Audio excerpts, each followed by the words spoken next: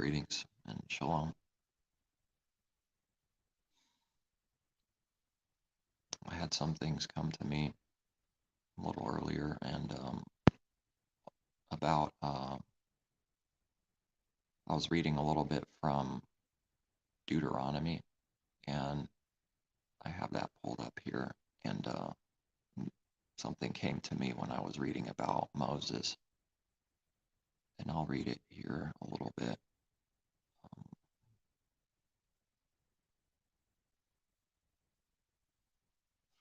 Chapter 4, 19. Oh, flip this around. Slight upgrade. And take heed lest you lift your eyes to heaven, and when you see the sun, the moon, and the stars, all the host of heaven, you feel driven to worship them and serve them, which Yehovah your Elohim has given to all the peoples under the whole heaven as a heritage. Unless I'm not seeing that right, this looks to be a little bit of mockery, a little bit of the Father's righteous mockery on the last part, because the command is not to do this, not to worship the sun, moon, and stars and be stargazing in amazement. Through worship of it and not the Creator. There is a good way to be amazed in his creation, and it, as usual, looks just like the evil thing if there's no discernment between good and evil and a rightly dividing between good and evil and the natural and spiritual. Because something needs to be known, whether it's the natural or spiritual also, or else it's going to be mixed up, and that's what all sin is, mixed. All of the works are on that knowledge of the tree of good and evil. Everything about all of life, that wicked tree, is the mixed things, good and evil, on one tree. That's the sin. That is the sin. That's what sin is. So it never can be taken lightly when it's like, oh, that's a little mixing. No, if it's mixed, it's sin, period. That is the wicked thing. That is the evil right there if it's mixed. Never to be taken as lightly or, no big deal. Not for believers. That's given to all the people under heaven as a heritage to do that, but not for his people. So then it's not hard to do these things in the heart. Now is the Father crazy and stupid? He doesn't know what he's speaking of, that all the host of heaven, when you see the sun, all the host of heaven, you feel driven to worship them and serve them, which Yehovah your Elohim has given to all the peoples under the whole heaven as a heritage. Someone's going in dangerous territory if they're going to call the Father's word a lie or wrong, because he's never wrong. It's man that's the liar. Let Elohim be true, and every man a liar, including myself. But now that doesn't sound good. And yet there is a way to acknowledge that truth and believe that about self and see that about self while speaking truth, because the works are the Father's works for those that believe, working in us, overcoming that evil old man, Adam and Eve. And Adam is mankind, and Adam and Eve are the creation, the whole creation. So Adam and Eve is who and what everyone is first. His word is speaking the truth. It's not speaking opinions. It's speaking truth that already is so. It's already true. It's been true. It will be true. That everyone is Adam and Eve first. No one's excluded. Everyone would have done the same thing that Adam and Eve did. They already did. They already did. Everyone, every believer also did. They sinned. And they did not know the difference between good and evil. But the moment someone says they do, it's dangerous territory already, because that means they will never learn. They will never know in reality in their heart. They will be having to lie when someone says they know and they don't. And this is the judgment Messiah spoke of that goes back to the beginning in Genesis. This is that judgment that those who are blind will be made to see, and those that see will be made blind. Backwards. And he's speaking, Messiah is speaking of the acknowledgement of the heart. The heart says, I am not blind, I see. It's holding on to Adam, it's holding on to self still, which is the way of death, which is the false ways, all of them. It is unbelief, not belief, because only through belief, there's only one true way through belief, and true belief is always denial of self. That is the only truth and way to receive the Father's things and works that he does in us, even to do it with fear and trembling, because for it is Elohim that's doing the works, willing and acting to do the works in us and those that believe. And he's looking for those that fear and tremble at his word, like we read also elsewhere, to fear and tremble at his word. Doesn't that look like Adam and Eve fearing and trembling? Does not the devil always look like the truth for an image, but never does the works in the heart?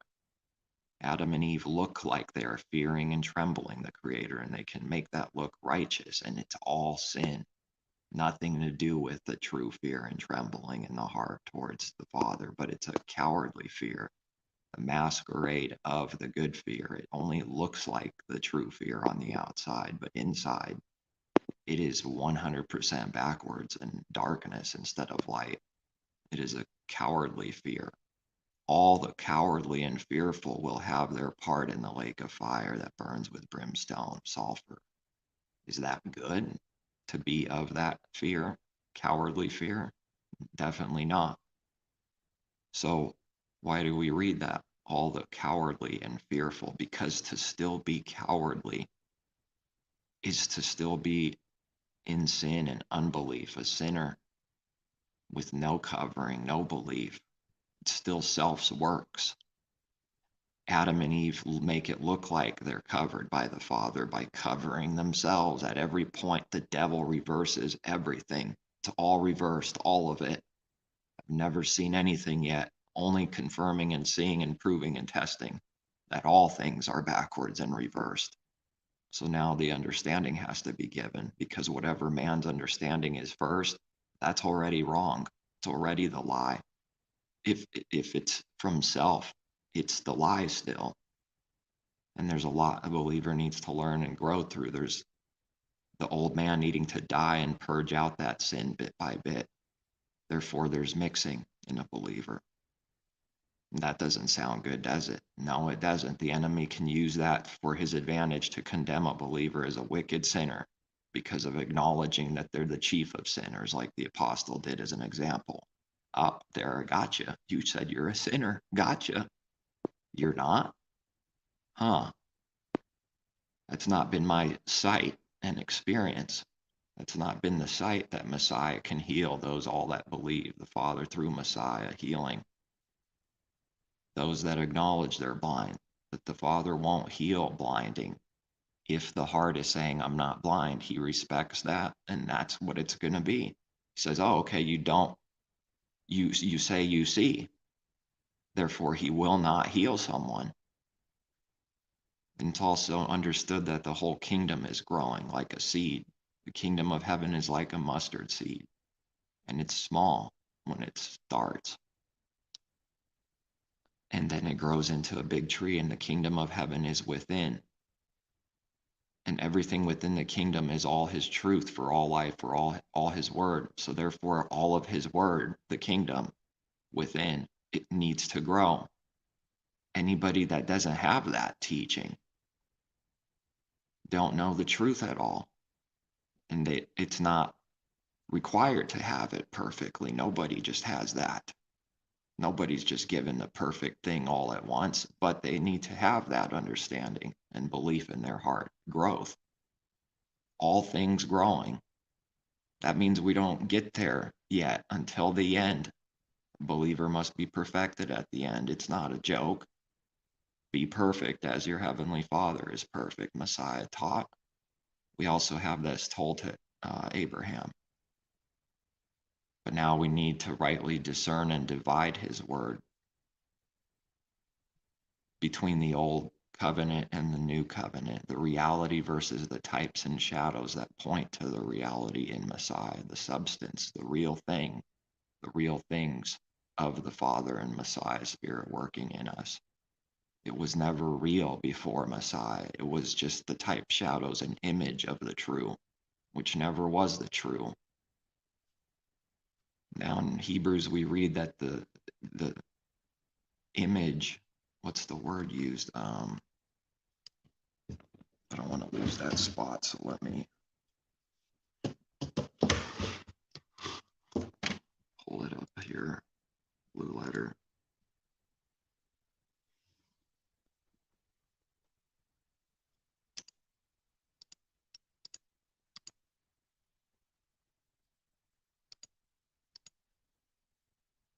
I think I could find it in a search maybe.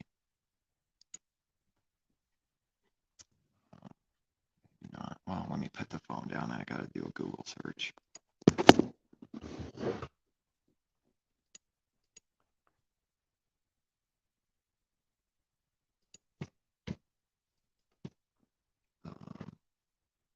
Not the cop. No, I don't think I. Well, Colossians is actually one.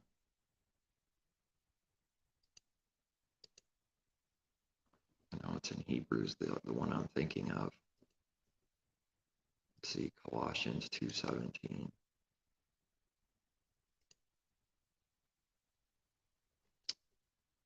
Where art thou?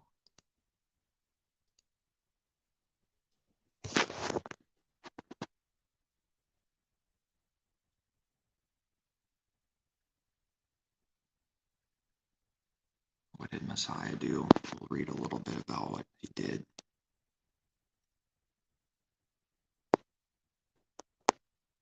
Well, I'll keep going one verse up, and then I want to read another one, and then another. And ye are complete in him.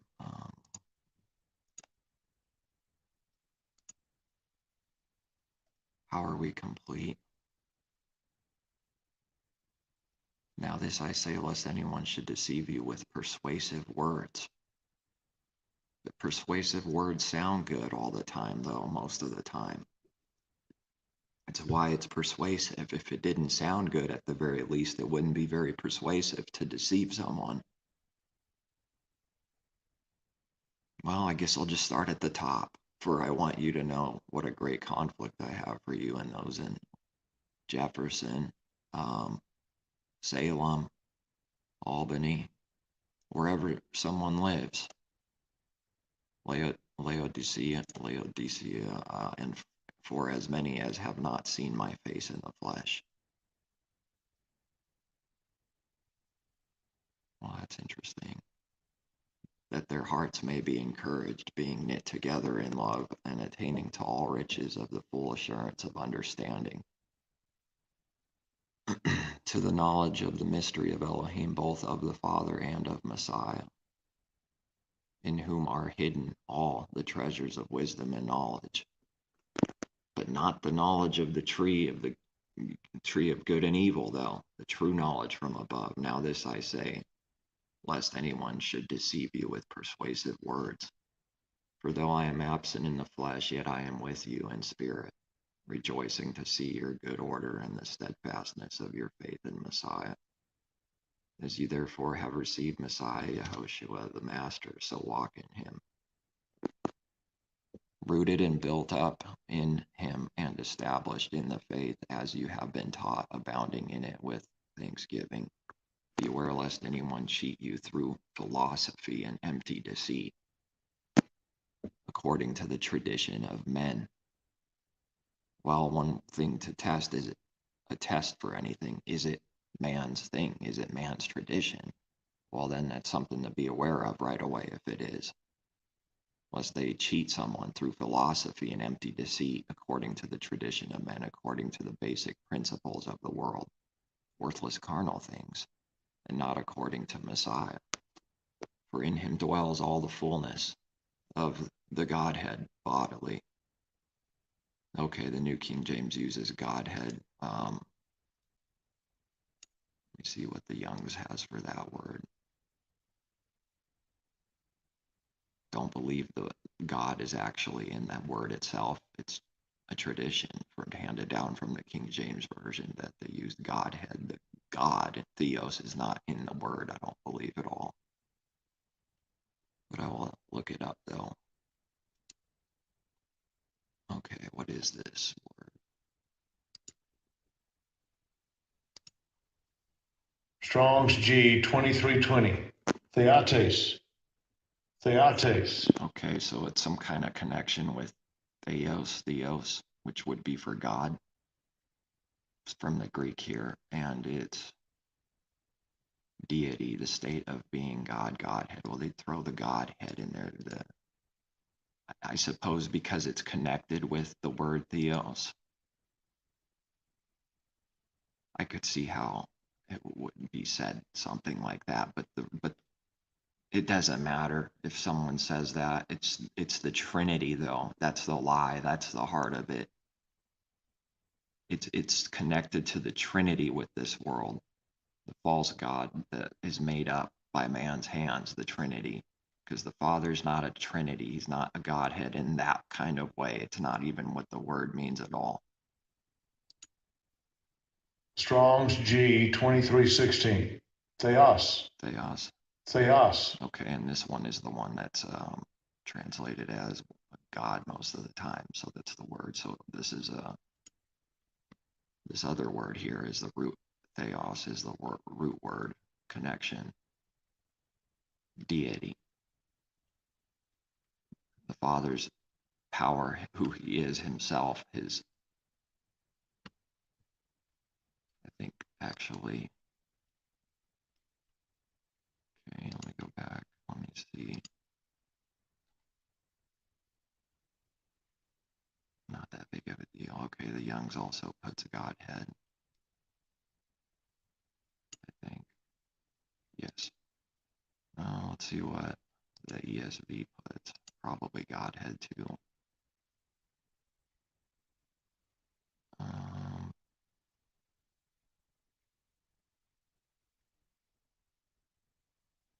need to know what verse is it. I'm not paying attention to the actual verse. For in him who the full. Okay, actually not. In him the whole fullness of deity dwells bodily. This has nothing to do with the Trinity. Nothing. Now looking up that word, it was deity basically. And that makes sense. But the Father himself, all these other things, deities as people call them, just because there's 20,000 false deities and things does not mean there is no true. Those are all the knowledge of the tree and good and evil mixed wickedness, a copy, masquerading as the true, the false, but the Father is the true. In him dwells all the fullness of the deity bodily, Godhead bodily. Now he's speaking of something of power, something important and valuable, and it's not about Trinity at all. There is no Trinity, false Trinity God. The Father's very spirit, who he is, his power, his heart,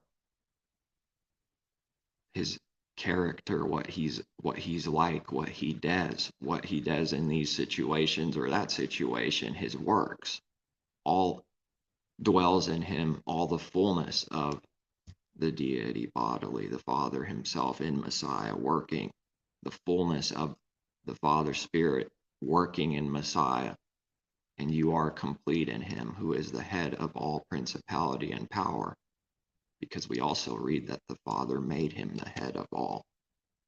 He did that. Messiah didn't do that of himself.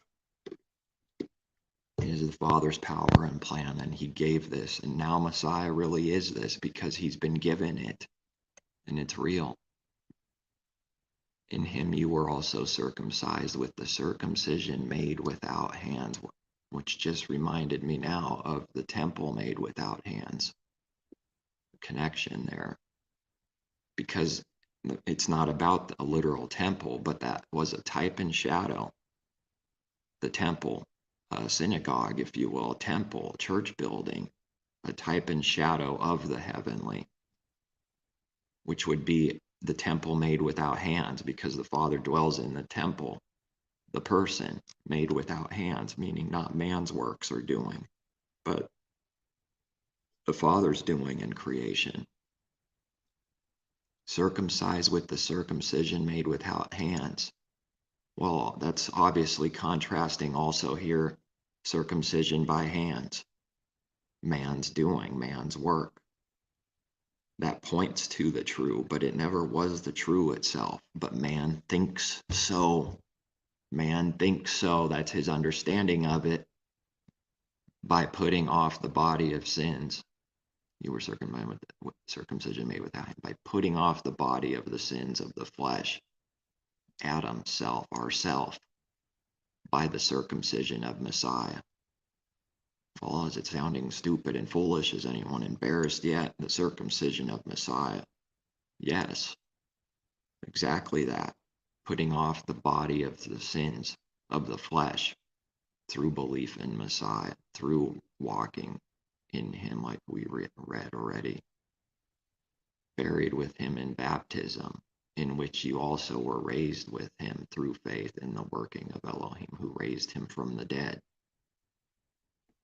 Through belief, someone enters the kingdom and is on the way to enter it also because of the things to come, because it's not the fullness of entering right now, but the only way to enter to come is to be entered now, on the way for the things to come also. And both are true because they don't contradict each other, but it does sound like it with the letter if it's said with the mouth like that. How could both things be true? The carnal man thinks in his heart, well, he never asked the Father, did he? Never thought to ask, to seek understanding from him, and they would be given in due time. If they asked and believed, it would be given. And you being dead in your trespasses and the uncircumcision of your flesh, he has made alive together with him. See that truth that's throughout his word. Dead and death together right next to, rather, life, to be alive.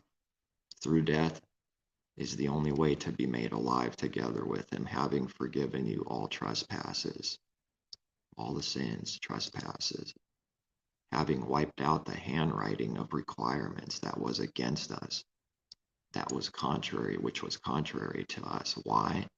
Not because the Father's law is wicked.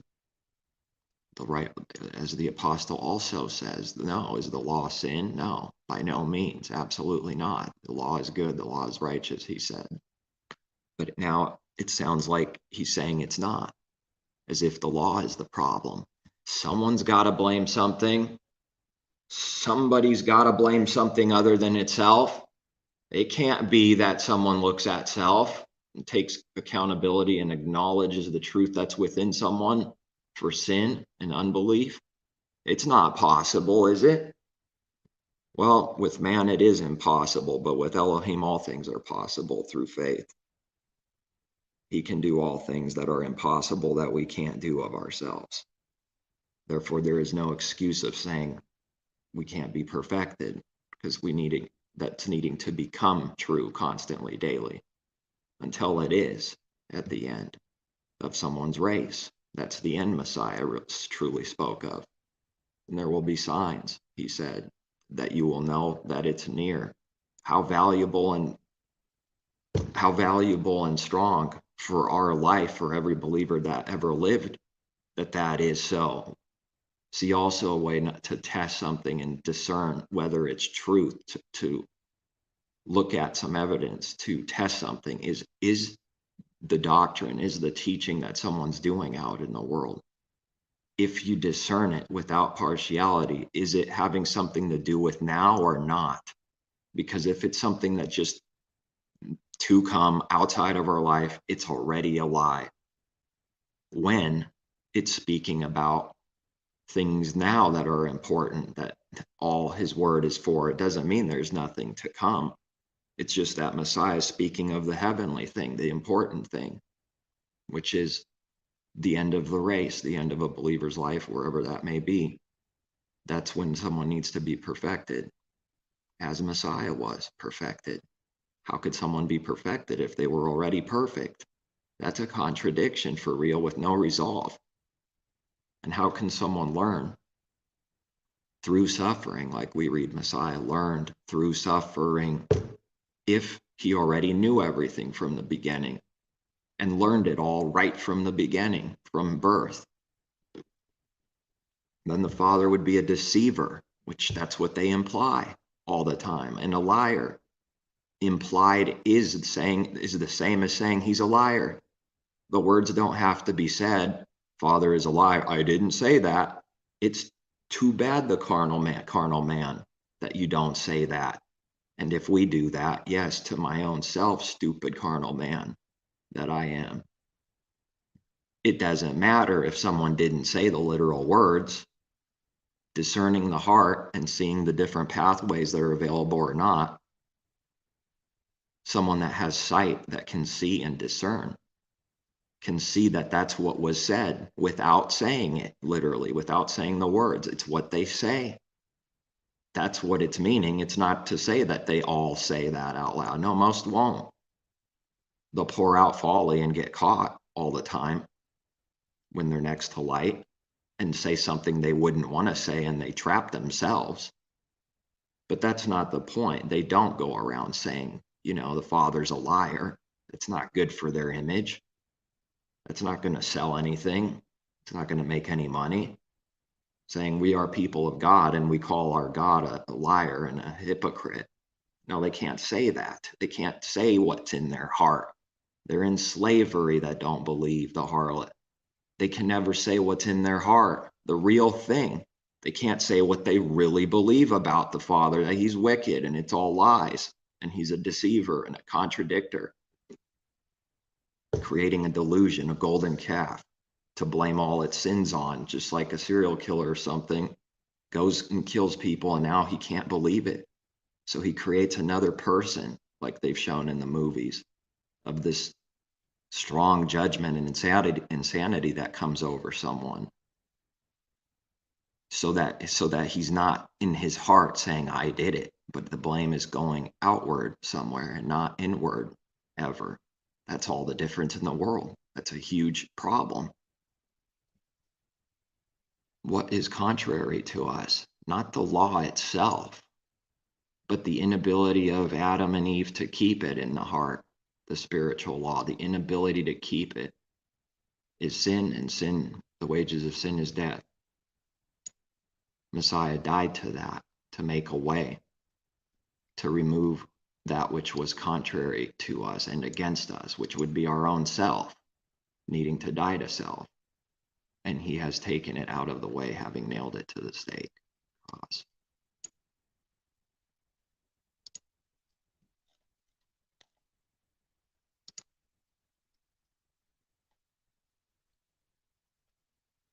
Okay, cross, what's the actual word here? Strong's G 4716. Stauros. Stauros. Stauros.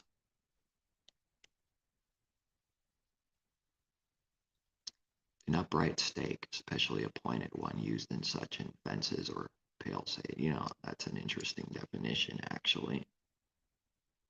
An upright pole, an upright stake.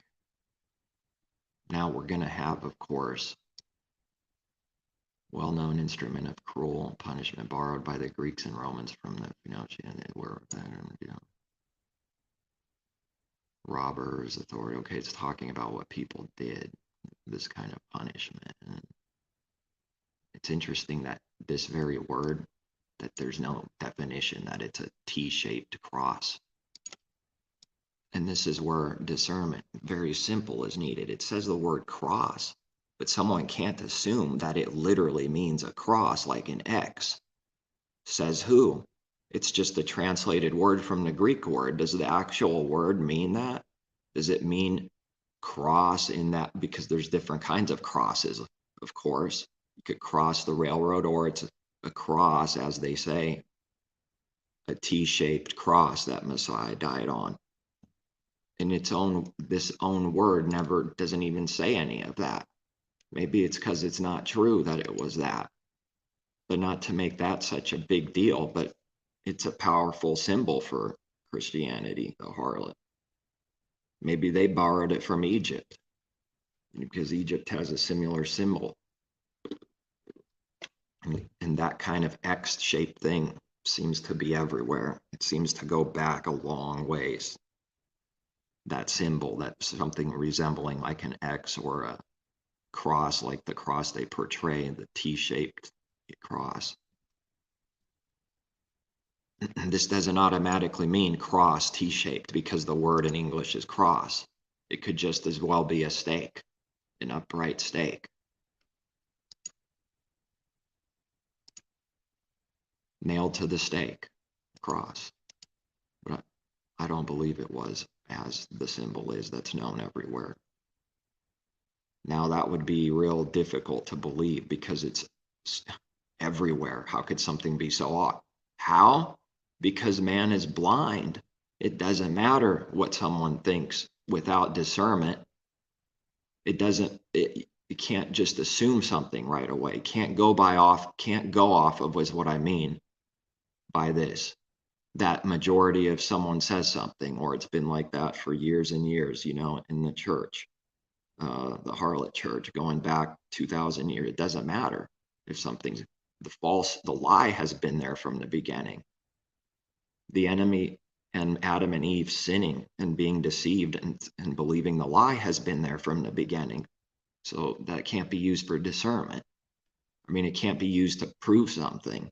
Plus, we need a second witness at least. But nevertheless, having disarmed principalities and powers, he made a public spectacle of them, triumphing over them in it. So let no one judge you in food or in drink, or regarding a festival or a new moon or Sabbaths, which are a shadow of things to come, but the substance is of Messiah.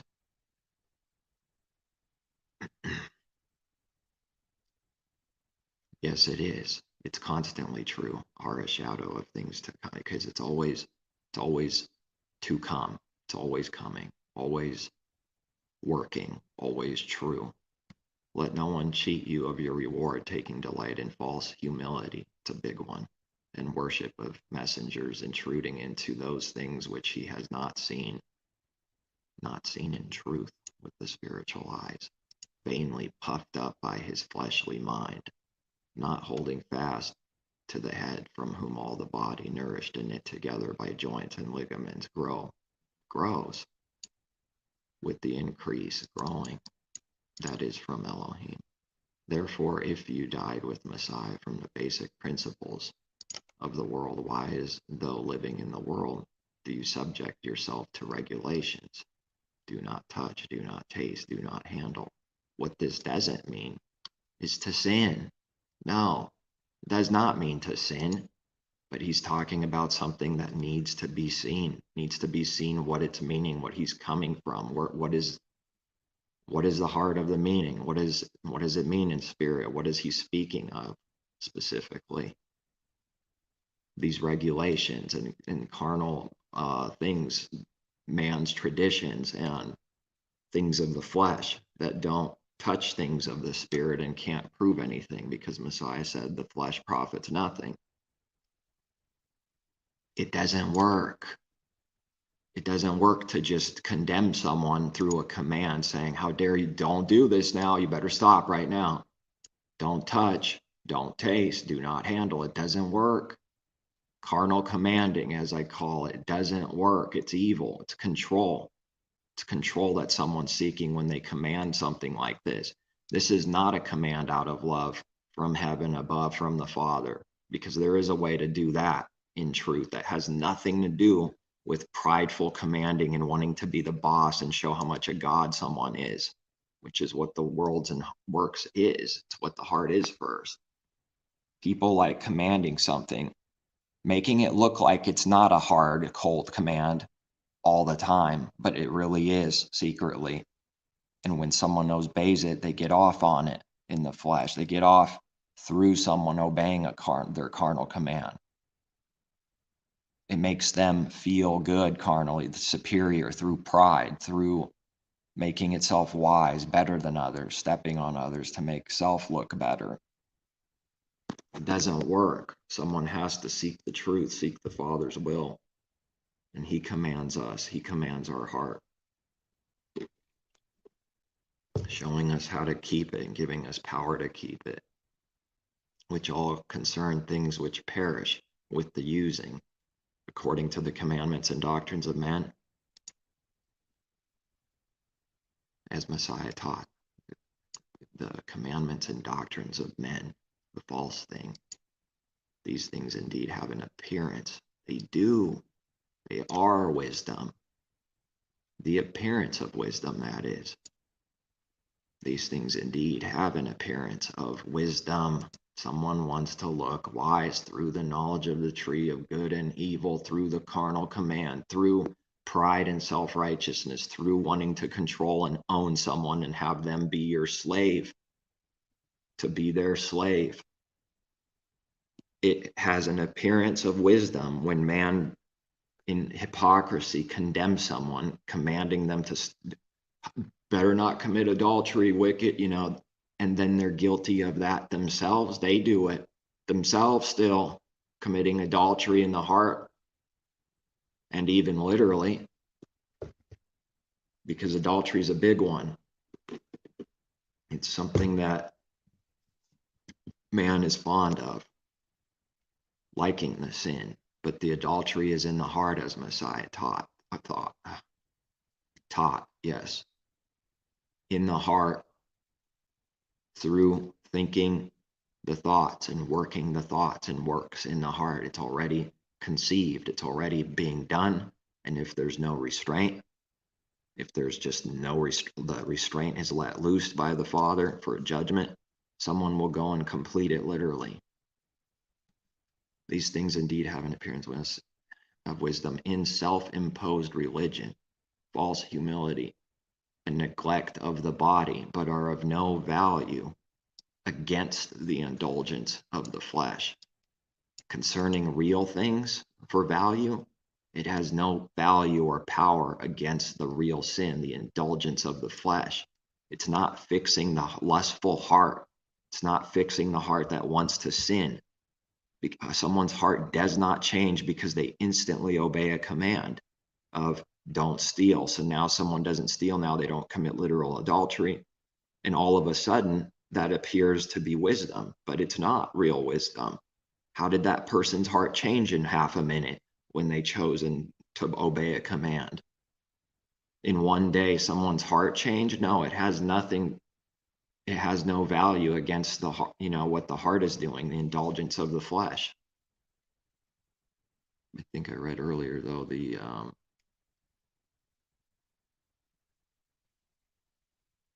we read it here to the shadows, types?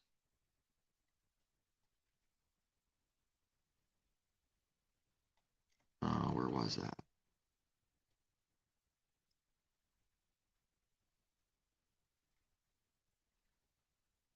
Okay.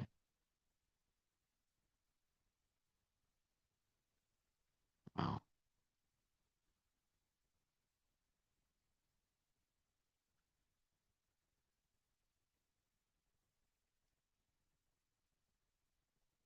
Now I'm already forgetting exactly. I wanted to see Hebrews. Well, let me search for that now. I was looking for the one that speaks of the very image of the things that's not the truth. Let me do another search.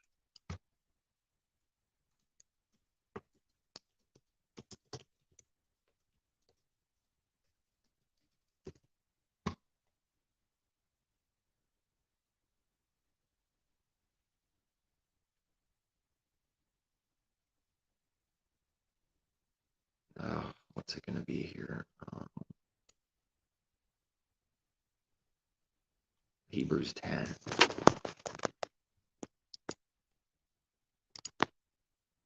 Hebrews 10.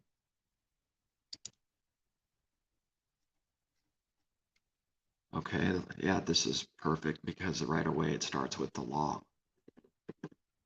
For the law, all of the Father's law, all of it, all the letters, all the words, all of his law, for the law, all of it, having a shadow of the good things to come, and not the very image of the things, can never with these same sacrifices which they offer continually, year by year, make those who approach perfect.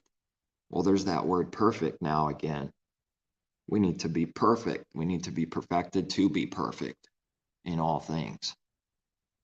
What value is something that can never do that can never work and make someone perfect? That means it's never doing any work at all. It's not getting better. It's not growing at all. If it never makes something perfect, it's not fixing anything. Zero. Which they offer continually year by year, make those, it can never, with these same sacrifices, make those who approach perfect. There's a problem, not with the law itself, but with man. And see, then the law, the word, the Father himself, his word, the law, whatever it is, so, man blames that and channels the teaching in people's minds, channeling them over to make it sound in their heart that it's about that over there. And it's not. Not only is it not understanding, it's looking at the wrong thing completely. And if someone can deceive someone to do that, I mean, it's already over as far as being deceived. As far as never understanding, never getting the understanding, they will never get the understanding or see it if they are thinking that it's something that it's not. And that's one way to deceive. Channel it over to something else as if it's the law's fault, if this or that, blame this, blame that. Never looking at self. The inability to keep it through the flesh, self-power, self-righteousness. Our own righteousness can't keep it. The flesh can't keep the spiritual law. It's not subjected to the law. That doesn't make the law bad, doesn't make it evil. It's man's lack of understanding, blaming it on something else, teaching lies then, and mixed things, of which comes from the enemy, because the knowledge of the tree of good and evil is mixed. And now the enemy deceives man, deceives Eve, and she's deceived first, and she's looking at something. It has good and evil on it. That's the sin. Because there's a little bit of good on it, that makes it true. That's how man's heart works about everything.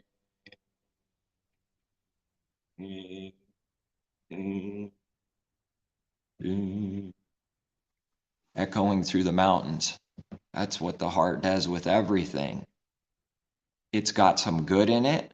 Then, well, it's good. Now, when something's mixed, there's so many different ways to come up with something, different things out of the same mixed thing because it's mixed. The sorcerer can just make it look like there's a little more evil or different evil and mixed with a little bit of less good or more or less, and you can come up with all kinds of combinations and possibilities from a mixed thing. There's no order, there's no righteousness, there's no law of discernment or rightly dividing. Therefore, man could say whatever he wants, and it will sound good to somebody, and somebody else that's seeing a little bit of a different mix, good and evil, in something, is going to fight the other one that sees it a little differently.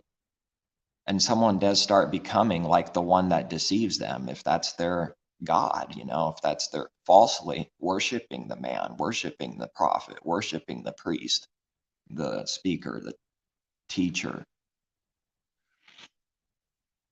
And then two groups will go at it and then be in complete disagreement and divided and fight each other over it. I mean, they're both speaking of the mixed thing in sin. It's mixed. That's what sin is. Having some good or truth in it somewhere does not mean it's good or true. So what is it the most that I see? Virtually every lie has something true in it, if it's a big enough thing and not like so incredibly tiny and simple. That's what makes it deceiving, and it's confusion because it's mixed. You're not seeing one or the other, just seeing one mixed thing. And that causes incredible confusion spiritually in people's heart. Incredible confusion, because that's what evil is. It's a punishment. Evil causes confusion. Sin causes confusion as a judgment.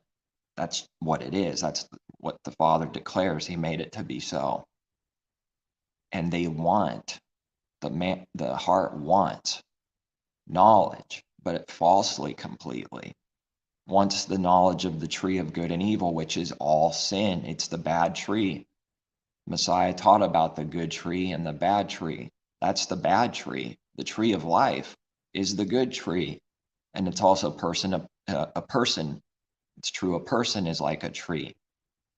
But it's also true that the tree of life is the good tree. And the other tree, the knowledge of good and evil, is the tree of death. The false bad tree, as we read the bad tree, making that connection with Messiah's teaching about good and bad tree. Man wants the bad tree. He wants the mixed. He wants the sin. He wants the lukewarm. And he's not seeing two things in his heart. He doesn't see it. It's real. It literally cannot see it until it's given. Someone's heart cannot see any given truth unless it's given, and then to rightly divide and separate and not keep that way, because that's what all sin is that bad tree. Now, rightly dividing, seeing what we need to see, separating the good away from the evil. Now you have two things. All the good is on the good tree, and all the bad is on the bad tree. That's the truth. A good tree and bad tree is the truth. In that, well, a bad tree is the truth because there needs to be two trees in truth. There needs to be a divider. There needs to be two things always, good and evil. There's never one thing. That's the mixed thing. That's what all sin is. I'm seeing more of this too given about, it's amazing how deep his word is. I mean, he keeps giving to those that ask and believe that he can give. Coming back at Genesis and seeing more, coming back later, a year later, and seeing more somehow with the same words, and there's more understanding, more connections, comparing spiritual with spiritual instead of carnal with carnal. So that's the same thing, except dealing with the heavenly true things and spiritual things versus the carnal and natural only. That has no benefit or value by itself, because the heavenly things are at the top, not the earthly, that's at the bottom. So what do we read further? For then would they not have ceased to be offered? For the worshippers, once purified, would have had no more consciousness of sins. But in those sacrifices, there is a reminder of sins. It's doing the absolute opposite within someone's heart.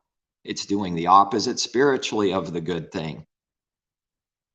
The sacrifices, it not only is it not cleansing real sin at all and clearing someone's heart, their conscience, their mind, their spirit.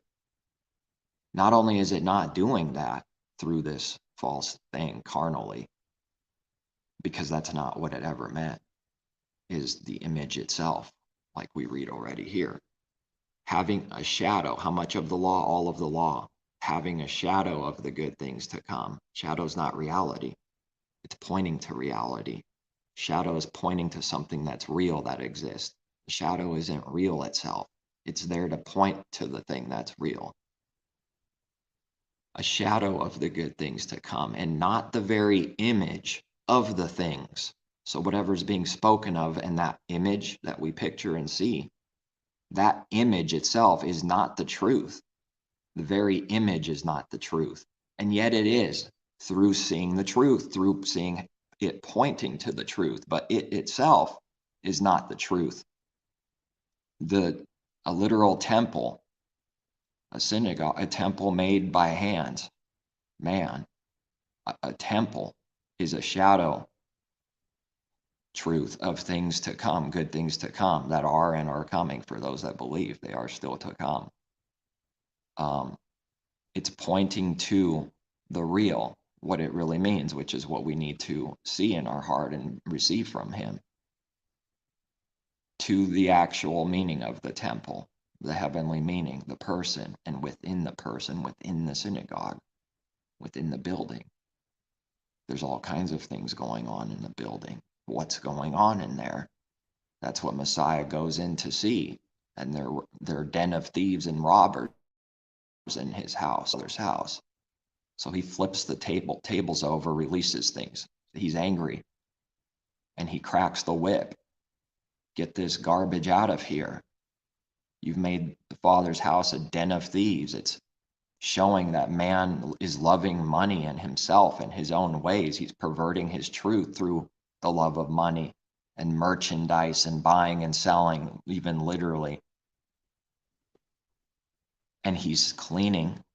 He's, how do we read it? The threshing floor, clearing out the threshing floor. He's going to clear it all out and separate his people and gather the wheat into his barns in safety, and the weeds and everything else that's separated.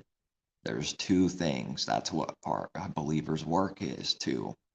One of the things constantly is to create two things, rightly dividing and setting apart. Set apart people, holy, set apart, needing to be separate from that which is evil and lies and anything that's evil. Anything that's of the knowledge of the tree of good and evil tree, the bad tree.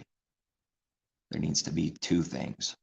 Man thinks he can have the one thing with everything. His heart mixed already in sin and all things mixed, and they see one thing, evil. The mixed thing is evil, and that's all someone sees first. That's it. When they see good, they'll see an image. That whatever good work is done, it will create some kind of image just because it will. So man looks and he's looking at the good work and he doesn't know he's not understanding what he's looking at because nobody around him does those works, good works, the Father's works. So he'll call it evil because he's only seeing the sin, the mixed thing. To the pure, all things are pure. To the impure, all things are impure. And it means all. But that needs understanding also, because it's not just saying literally everything in some kind of carnal way and understanding, and someone tries perverting that truth. That needs to be seen how it's working through other truths to see that truth, because his word is so one like that. When an unbeliever sees a good work, it's impure to him. That's how all things are. Anytime someone sees good, all good now, all of it, any good work, now he's looking at it and it's impure to him. He sees sin only himself. He sees the carnal, wicked sin and the evil that self is still doing constantly. Therefore, no one can condemn someone when they're condemning with the heart without being a hypocrite and guilty of what they condemn. Father trapped everyone. He makes sure someone's a fool. He doesn't allow sin to stand. It's going to have to be foolish and shameful at the very least if it's a lie, if it's evil, if it's sin. If someone would be able to examine themselves, they would see some hypocrisy if they could see with eyes to see a little looking at self. When someone condemns someone, it's a certain heart, that work, condemnation. It's a wicked work. It's not truth, but it looks like truth through saying, you wicked sinner, you adulterer. Now is the person speaking truth out of love and care, understanding what he's speaking about and learning and knowing something about what adultery really is? Or is the person saying the empty letters and at best only a natural understanding of adultery and just blots out a blind condemnation, you adulterer, and they're adulterating themselves? So then that's hypocrisy. Condemnation will always be hypocrisy on self if we condemn and do that work. Messiah condemns no man. He says, I condemn no man. And that condemnation, what condemnation is coming from the heart, must be seen. It must be given to see what it's meaning, because Messiah doesn't do that evil work. Someone will confuse that with judgment or something else and now say that, use his word perversely, twisting the scriptures to their own destruction to actually cover sin and teach people how to sin and cover their sins instead of acknowledging them. That's what the leaven, the false doctrine, will do. The evil lies, that's what false doctrine does in someone's heart. False teaching will do that. It's what someone is believing is what they are also becoming. Even further yet, everyone's either growing in the light and becoming more in the Father's image, or they're growing worse and growing into all the evil things more. So false doctrine in someone's heart, it got to be purged out. That's why we have a law about this purging out of the leaven. Now, what's the image of that? The bread, leavened bread, eat unleavened bread. And unleavened bread, by taking in this and not eating leavened bread, takes in the good, and the good purges out the leaven, the bad. And we read elsewhere that you are unleavened in Messiah. Be unleavened. Speaking of believers, you are unleavened. A reminder not to be leavened, because that grows in sin within. But now it's not about literal bread, because that's the image of the law, one law there. Now we're picking one law out of all the law. The law, the command to eat unleavened bread, to therefore purge out the old leaven. Now, wherever we read that first, I don't know, Deuteronomy, wherever we read it, Leviticus, we look at the image only of that law. That's not the truth, because it's a shadow of good things to come and not the very image of the things. So the very thing and image is not the truth. That's the best I could say it. I mean, it's being said here in verse 1 in Hebrews 10. And then the sacrifices that he's speaking of, they never did the real thing, those literal things. They never meant that. And yet those words are true. Yet we read it for a reason, because they are words to keep and do right now and learn what this is and what these sacrifices are and what bad, evil sacrifice and what good sacrifice is, and discerning the difference between good sacrifices and evil sacrifices, because the sacrifice of the wicked is an abomination to Yehovah. Someone shared with me something about sacrifices, the sacrificing of the animals, and then connecting it with people's heart.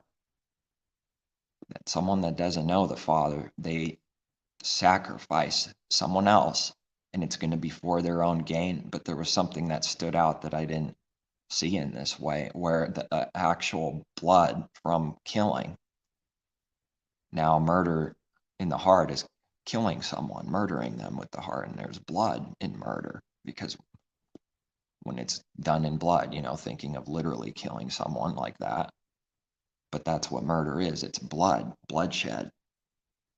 Now when someone kills someone else, that blood that they killed is a wicked sacrifice, and they will think it a service to Elohim to kill his people, as Messiah said. That time's coming that they will think it's a service to Elohim to kill you, a service, and the blood from the person, the one that they murdered, the sacrifice, covers selves. The person thinks that the blood covers their sins. They will think they're righteous while literally doing murder and sin. That's what was shared, and it stood out to me pretty strongly, seeing it, how true it is, and that's how man's heart's working in this world. Now, what does a literal killer do? He says he cleans up the earth. He's righteous. that person was no good. He's the judge now. He's the wicked judge that Messiah never did and teaches us not to do this evil. Condemnation, I'm the creator, judgment, deciding who lives and who dies, and deciding why someone lives or dies. That is all pride. That is all wickedness. That's what man, apart from the Father, only becomes more and more of. In the devil, you shall be as gods. You shall be like Elohim. That's a lie. The devil doesn't speak truth. That's a lie. You shall be like him. Only through the Father's way and obedience can we start becoming in his image. The lie says you're being made in his image through doing sin, through doing evil. That's what the world teaches. That's what it believes. The works prove it. Through doing sin, they believe that they're righteous and becoming in, that they are already in God's image, in the Father's image. Murdering someone is good to the heart. It even covers their sins. That's some serious confusion. That's some serious evil. That's a wicked sacrifice.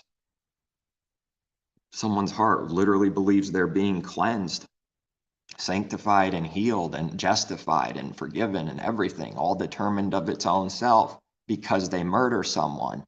The Pharisees literally killed Messiah, and they believed they were righteous for doing it. They cleared up a sorcerer, a blasphemer.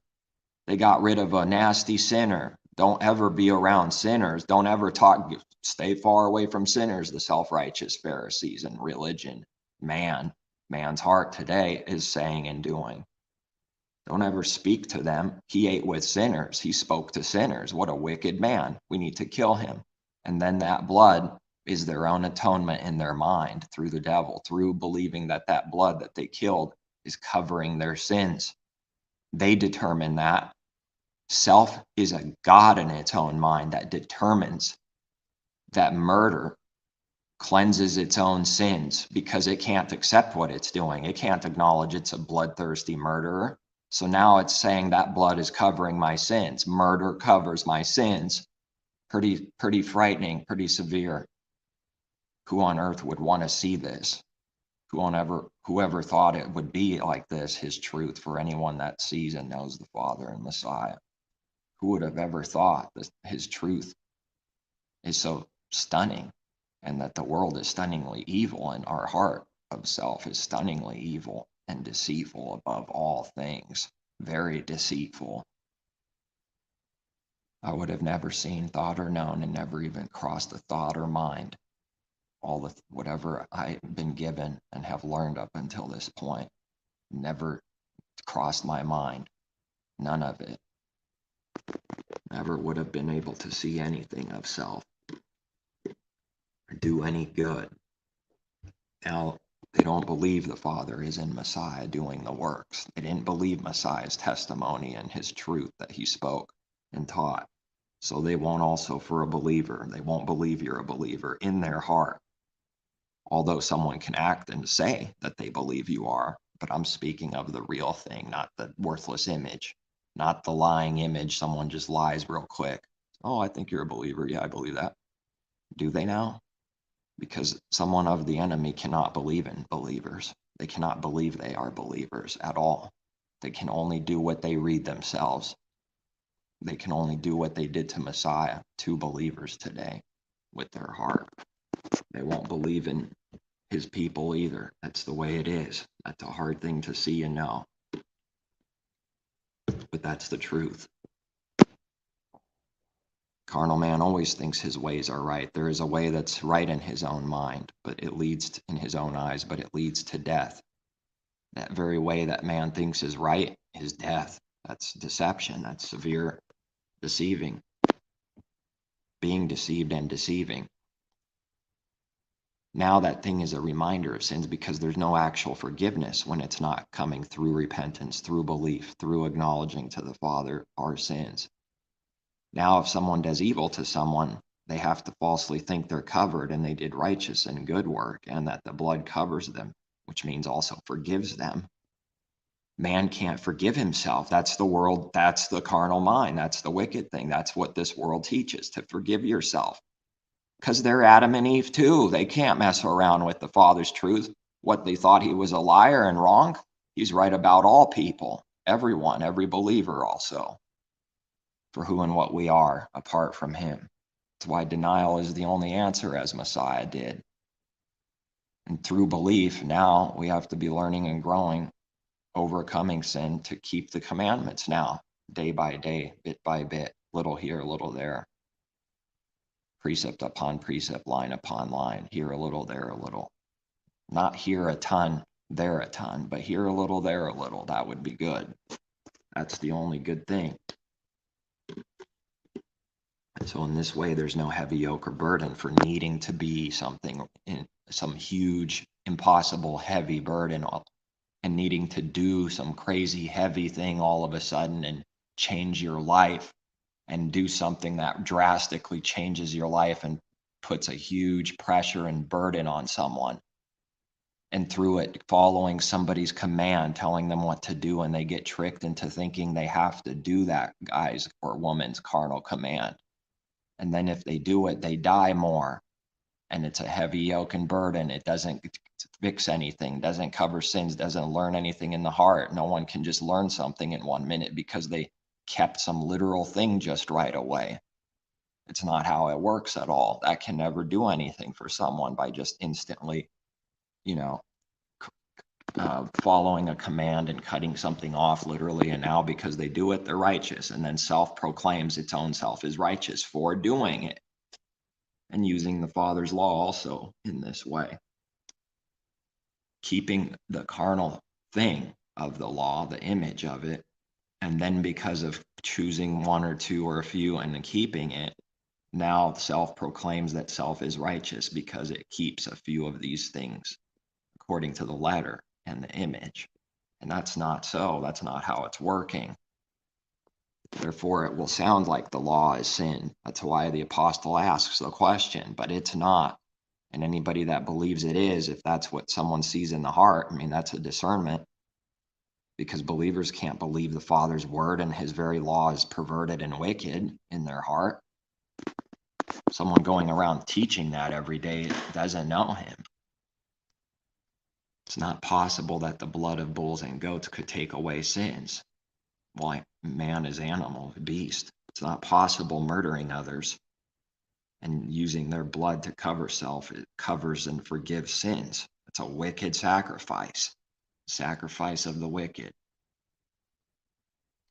Therefore, when he came into the world, he said, sacrifice and offering you did not desire. Well, what is that meaning? What kind of sacrifice? What does that look? What does this mean? What do you mean? Aren't we supposed to be offering spiritual offerings and building up a spiritual house and doing good sacrifices? Yes, but this is not speaking of the good. This is speaking of the bad. So that's a discernment. What is it, first of all? Natural or spiritual? Is it speaking of the good or of the bad? That needs to be known first. And this is not speaking of the good. This is speaking of what man thinks carnally, and even literally with the literal sacrifices of the bulls, the goats, the rams. That literal thing never actually was the very truth itself. That's the image. The image wasn't the truth. It's what it means, what it points to, which must be given from above. It doesn't come from anywhere else. The very truth for these words don't come from anywhere else except from the Father above, from Messiah and the Father.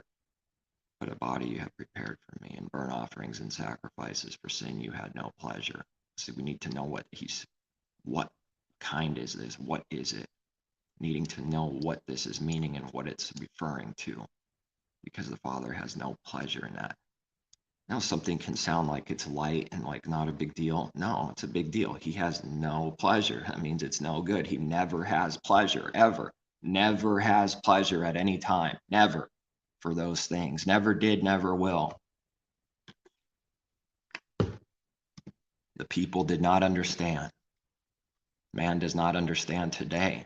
It's like a seal that's sealed up, and it's sealed from someone's heart. And the revelation is the unveiling of Messiah in us and breaking loose the seals. Who can break loose the seals? As John is saying, sadly, This is not good, with some sorrow. Who can break these seals? Who can open them? We read the answer. The Lamb of Elohim can open this. Don't worry. Behold, the Lamb of Elohim can open the seals. He will open the seals for those that want that to be so and seek the Father to do his will and ask for understanding, and it will be given. But that asking doesn't have anything to do with asking for more, for gold and more bigger things and what the world is seeking. Messiah taught to never seek that. Don't seek that. Don't pray for that. Only believing he will give the things we need, but not to be seeking them with the heart. That's his teaching. Who believes it? Who's living it? Those are big words that are left out, never spoken on in truth in the church world. What do they think that means? Not supposed to be seeking what the world is already seeking. That's of this world. That's of these kingdoms here. Carnal things, worthless things compared to the heavenly spiritual things. Now seeking to be rich and famous and all these, different carnal, self-gain, prideful, selfish things is not what not to seek. It's what not to seek. To seek the kingdom of heaven, seek the Father's righteousness, and then someone can be given and filled because they're already empty without him. They're already hungry and thirsty and desperation and desperate straits. The only way to get filled and be fed is by seeking him with all the heart and seeking the kingdom, seeking the Father, seeking the truth and his righteousness, seeking his righteousness. How do I do his righteousness? Asking for that. How do I do whatever this means here or there in his word? How do I do his righteousness concerning this word or that word in his word? That requires denial of self and being able to see enough whether self is denying self or not, and then needing to see whether it's from self or from him. That takes some serious sight and discernment that we need to be getting. Then we have to ask for light, for discernment, to be able to even see the difference for what is my own thoughts and what I think of it and my understanding versus his understanding and thoughts.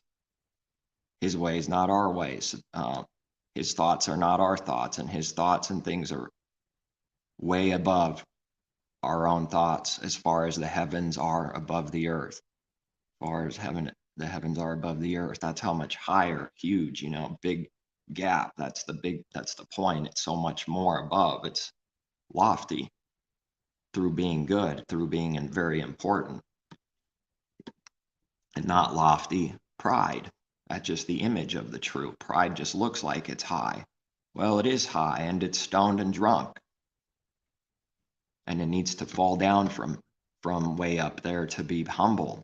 It needs to fall down and cut down its pride to humble itself, humble someoneself. Behold, I have come to do your will. There it is. Then he said, behold, I have come to do your will, O Elohim. He takes away the first that he may establish the second. Incredible. Could come back to something way later and he gives you more to see for the very same words that someone has read before or even quite a while ago.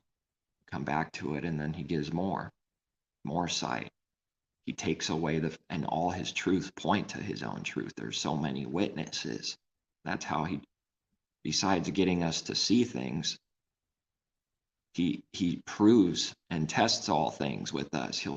That's what we ask for, with many witnesses in his word, pointing to the same truth that was given to someone, but now seeing it through this word here or that word there over here, seeing it through many different angles and different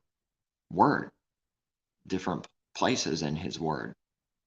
Something slightly different, another truth added to the truth, witnesses toward it, and all of them not contradicting but being one with it.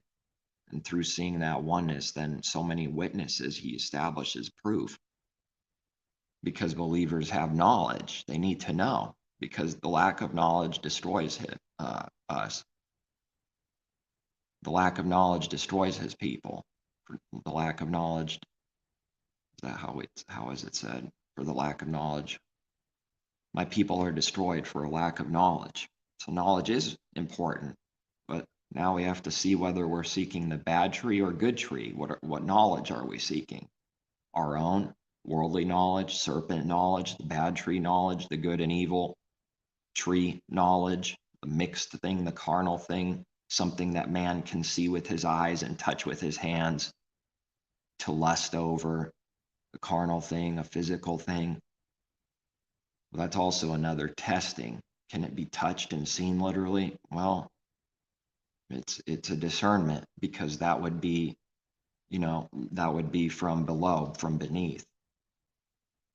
The enemy deceiving, and someone deceiving another person through man's heart already being corrupt and wanting what's not good already prone to want everything that's evil.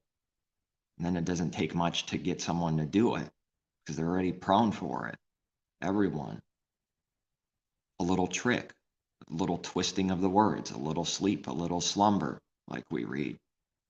Give them drink so that they forget their miseries, we read in Proverbs, isn't it? Yes, I think so.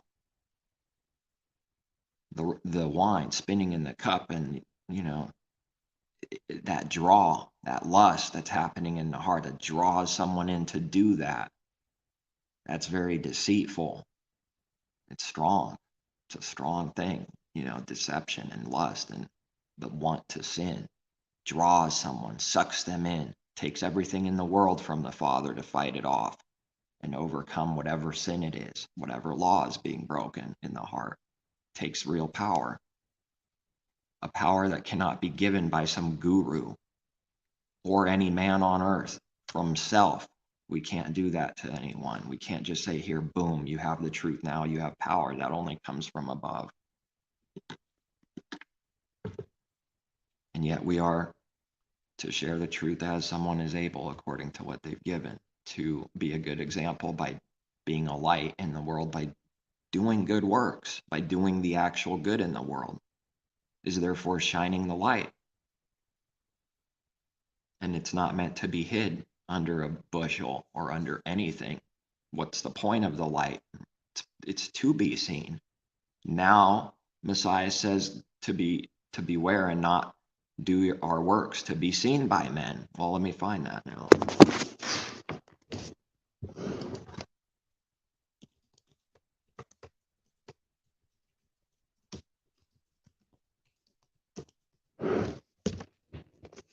Yeah, be careful. Matthew 6:21.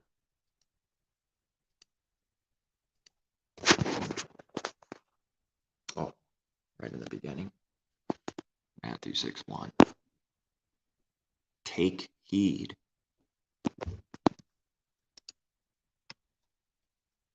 What's heed here? Strong's G 4337. Prosecho. Prosecho. A verb. Something to do. Beware. Give heed to. Take heed to. Give heed to. Take heed. Take. Okay, pretty strong to. Well, I mean, it's self-explaining here, literally. To take heed. To bring near. To bring to ship to land. Interesting. And simply to touch at, put in, to turn the mind to, attend to, be attentive to a person or thing, caring for, providing for, attend to oneself, i.e. to give heed to oneself. Yes, testing ourselves, not in pride. We see the word oneself. It's not pride here. Testing oneself is not pride. But we have that word self, which could be accused of some kind of prideful work, because, well, it's a self. Any work of self is pride. No, it's not how it's working. And yet, yes, every work of self is pride. But now there's the good. There is a good way to do something of self without pride. That's what man doesn't see. Good.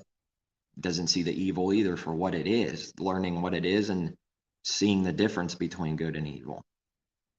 Tend to oneself, to give heed to oneself. We read also to test ourselves. give attention, take heed, apply oneself to, attach oneself to, hold, cleave to person or thing, to be given or addicted to devote thought, effort to. Okay. Seems simple enough. Take heed that you do not do your charitable deeds before men to be seen by them. Before men, not finished yet, to be seen by them. Otherwise, you have no reward from your Father in heaven. Where's the reward have to come from? From the Father in heaven above, from Him. He gives it to us in spirit, to our heart, mind, heart, and our spirit. It must come from above. This does not contradict spiritually. The only thing that matters, the works of the heart, does not contradict within. Spiritually, it does not contradict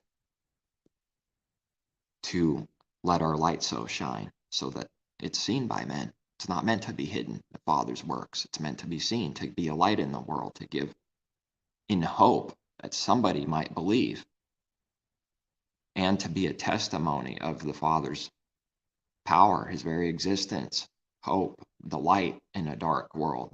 It shines in a dark place. It's a contrast. If the world was light, there would be no contrast. It would all be good then. But now that's not what the world is now. And it won't be like this forever.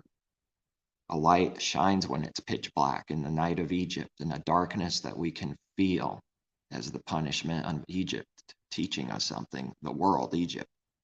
It's a darkness that can even be felt. We read in His word there, going back to Egypt and everything, and Moses and the plagues and Pharaoh.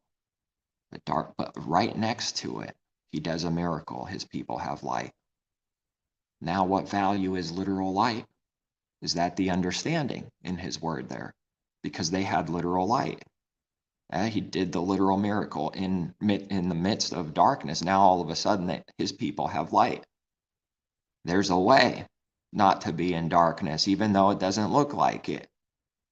It looks impossible to man's heart, and he'll say it because he wants to be in self-pity and self-destruction all the time. How would I know that? I wonder how I know that, at least for myself. Besides receiving things from the Father, He also proves and shows us things through our own self and what we did, what we do, and what that carnal man did and does that needs to die daily further. Can see it in self if we're honest. That's what everyone's hiding. I could see it in self that it's there. I never believed there was a way. Years ago, before believing,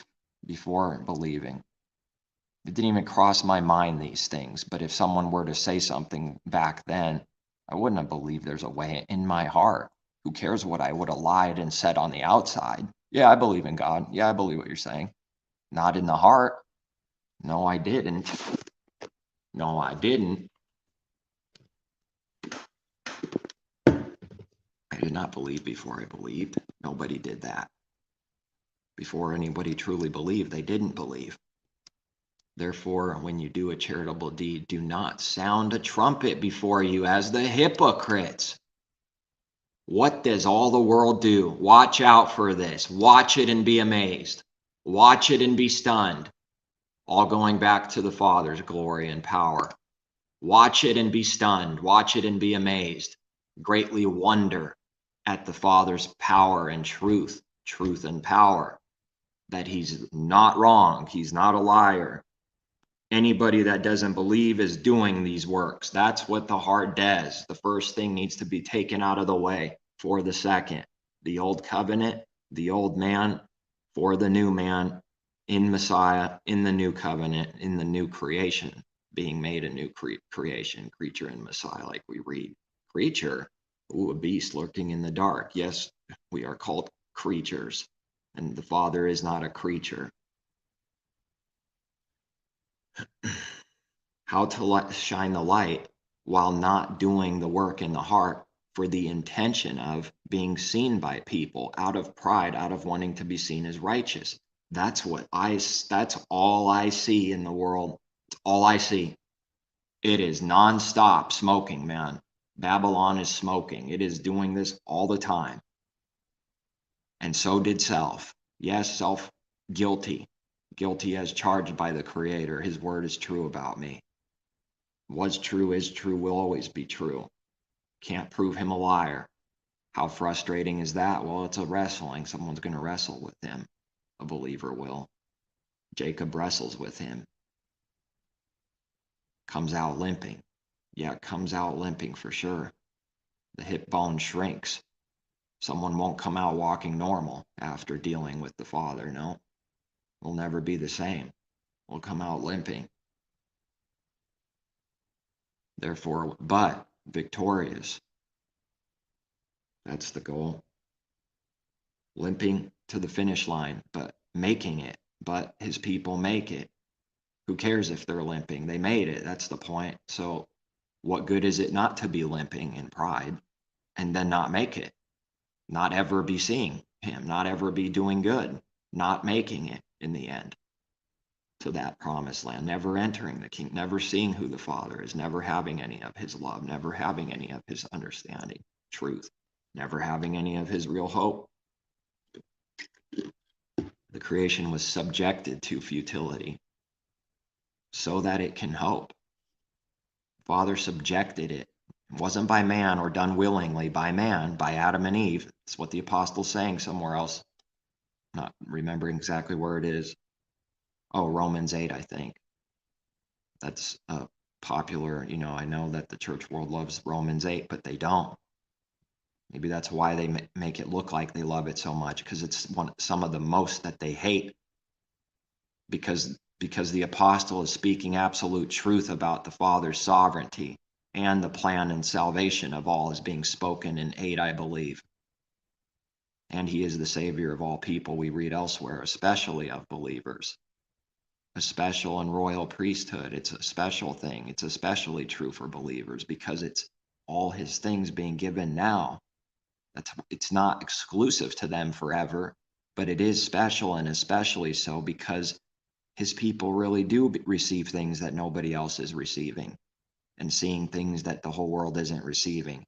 It doesn't matter how prideful this sounds. That's the truth. That is happening. Now the carnal man wants in his own way to copy that image. He wants to be special of himself. He needs to do works of himself to make his own self special through all pride, which has nothing to do with the truth, nothing to do with the Father. He's not of this world.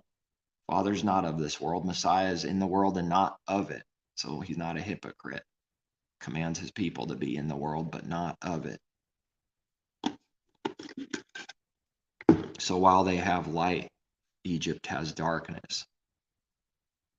But the image, the literal light and the literal darkness, the image of his word, is not the truth by itself. That's why the letter kills. The Spirit gives life, because keeping his word, like we need to, is life. If you want life, keep the commandments, Messiah teaches. Keep the commandments, keep those laws, keep those. But how? Just not through our own way. It's not working the way that man says it works. It's not through our own way. It's not our own thoughts. It's none of that. While it also is, you still keep it.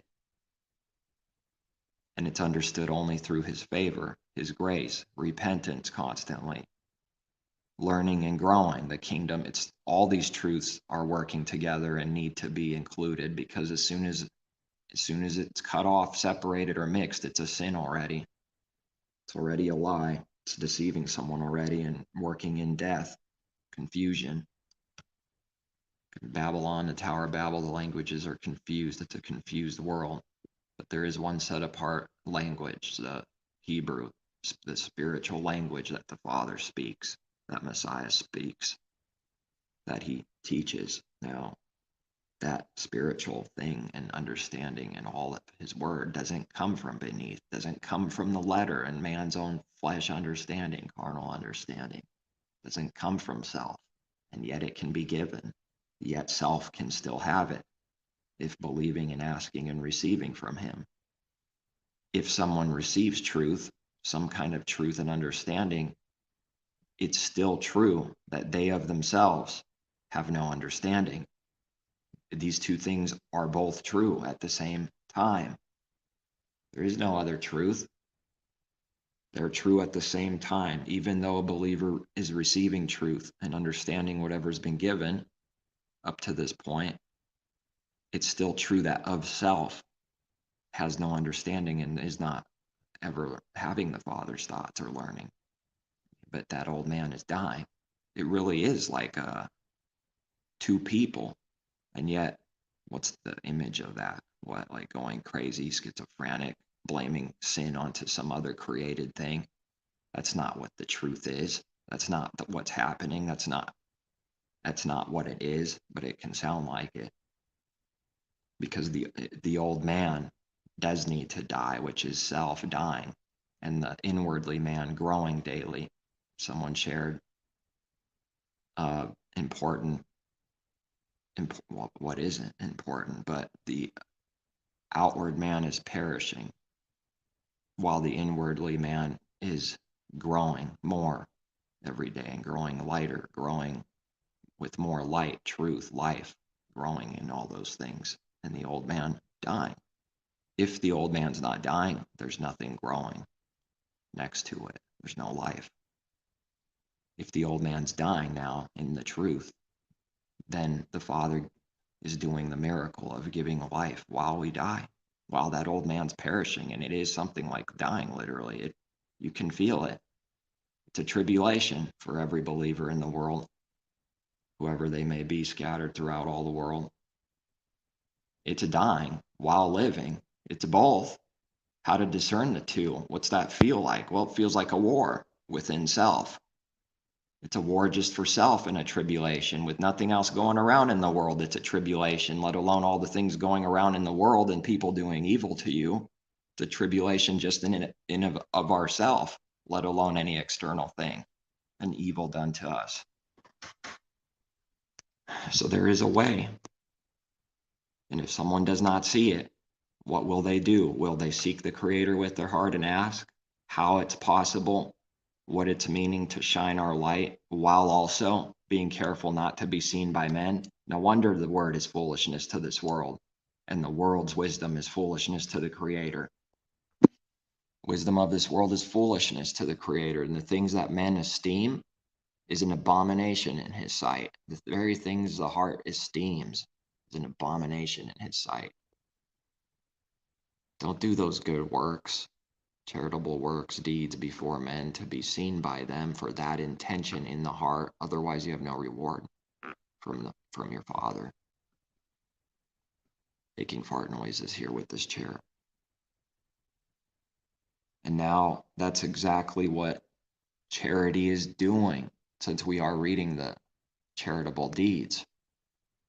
This isn't about worldly charities. That's not what Messiah is speaking of. He's speaking about the heart, as always, and what this looks like within the heart and its intentions for why we do what we do. Never to be seen. There is a way to not want to be seen and do something to be seen, like the hypocrites, the Pharisees, the religion people, man's heart, the old man, Adam and Eve. There's a way to not want to be seen by men out of that pride and evil, and also shine the light to be seen by it. Because a good work is never pride. It's actually doing good in the world. It's an actual good work. It's the best I can say it. But I see the problem and the lack of understanding I see in people, and it's like, how do you give? They also must seek the Creator, or else they'll never have truth and understanding. They can't do it of themselves. Neither can I, neither can anyone. Yes, giving up the carnal study and trying and all those things, and He just gives and brings things to remembrance. We're supposed to trust Him for all things and forgiving and remembering things, all working through His Spirit in us. It's His works working in us. We have to do the works, but it's His works working in us. In Revelation, we have what appears a contradiction, like all His word to the carnal man. Blessed are the dead who die from now on in the Master, in Messiah. For they rest from their labors, stopping those works, resting from those labors, and their works and labors do follow them. Resting in Messiah, the true Sabbath, resting through belief in our own ability and self and works, and then the Father's works will follow his people, his works, not our own. How does someone know the difference between man doing a work of himself and another man doing a work of himself, but it's actually the Father's work working in him? How can someone see the difference? They can't. Without the Father's sight, discernment, light, there is no chance of seeing the difference. Therefore, the enemy will accuse a believer as being wicked all the time, as they did Messiah, a lawbreaker, a blasphemer, a sorcerer. They call healing sorcery. Incredible. All things forgiven that say something against the Son of Man, but those that blaspheme the Spirit, it will not be forgiven them in this age or the age to come. Yeah, that's something to fear. That's something a believer needs to know and want to learn and keep, so we don't do that evil thing, blaspheming his Spirit. They're the blasphemers for saying that Messiah's works are sorcery. They're the blasphemers. They claim the blasphemy is also him claiming to be Elohim and equal with Elohim and God himself. They're blaspheming their God in their own mind. They're pouring out who and what they are and dumping their sins and folly that they cannot hold or hide onto someone else. And through that, someone is exposed for what they do themselves constantly and what they are themselves still. Let me get more water here.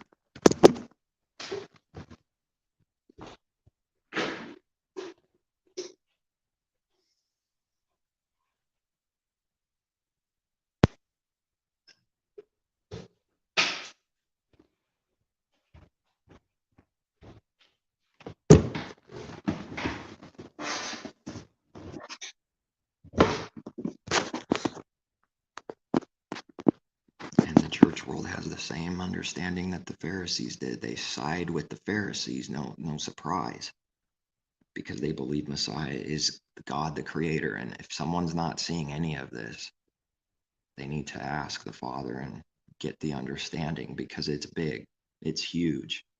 It's way bigger than I ever would have thought. And so is every truth the same way it's working, because that's what growing is. It's something that wasn't there before, and now it's appeared through growth, like a tree growing. All of a sudden, whoa, I never expected this. So that's what growth is.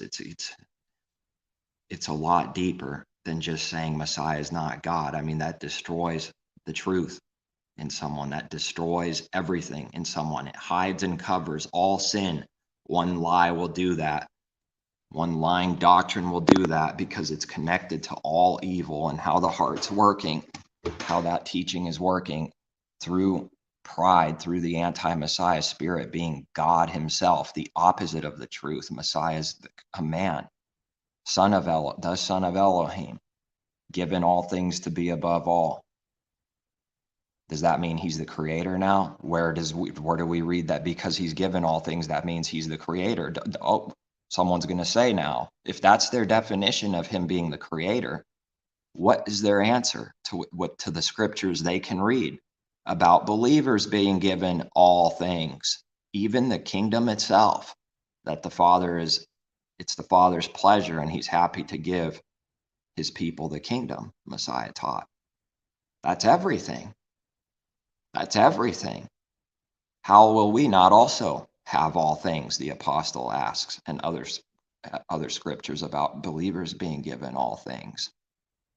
So I'm a God, a believer's a God's, all true believers are the creator now and part of the Trinity. They have no answer. Then they won't seek it. Someone will go blind when they hear the truth. Snakes will crawl in its mind and it will go, and literally just bounce off. It's in so much enmity and hatred towards the truth, towards the Father, his Spirit, his word, all things good, that someone just goes blind for receiving the truth. They go blind instantly, blinder than blind. extra blind. And it bounces right off of them in one ear out the other, and then it's some kind of attack. It's trying to find sin on you because they're exposed through truth, through love. It has nothing to do with attacking them and doing evil to them like they'll accuse. The only love in the world is what they call wicked, therefore there is no hope for them. Because when someone says you're evil, wicked man, Messiah, you're wicked, there is no hope for them. They just call the truth wicked. There's no other truth anywhere else. They won't land on it. They saw it and they rejected it when it was face to face with them. They heard the truth and they called it wickedness and sorcery and evil works. They just called the Father evil. With their heart, there's no hope for them, not in this age or the age to come, unless they repent, unless they truly believe and repent with all their heart, soul, strength, and mind. Not forever, but for this age and the age to come.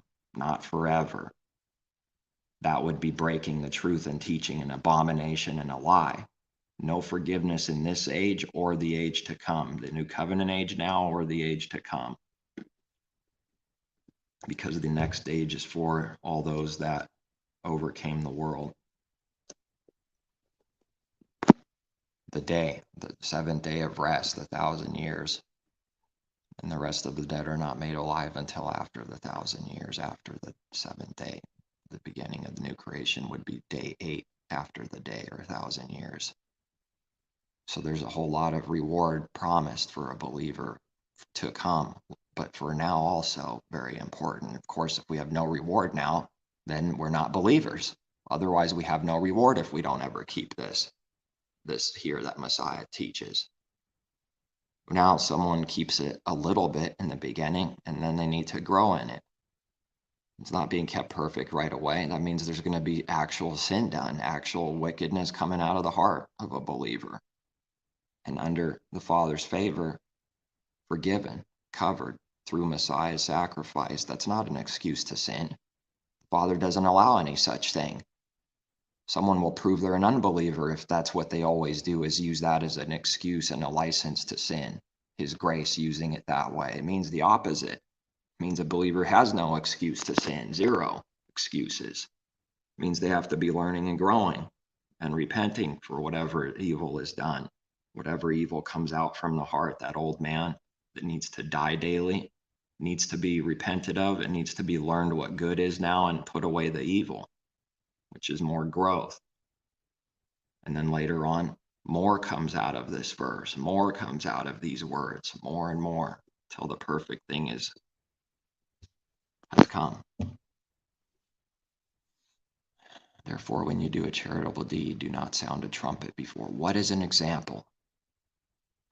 What is an example of? I would have just done an example and maybe show a video of someone literally doing the evil work. But since I had just recently, I guess, some copyright thing and was one strike, I don't think so. I'm just not sure now, because it probably depends what you're looking at, whether YouTube will strike it or not. But an example someone can look up. But the understanding's in the heart and not the image, not someone giving $100, $500.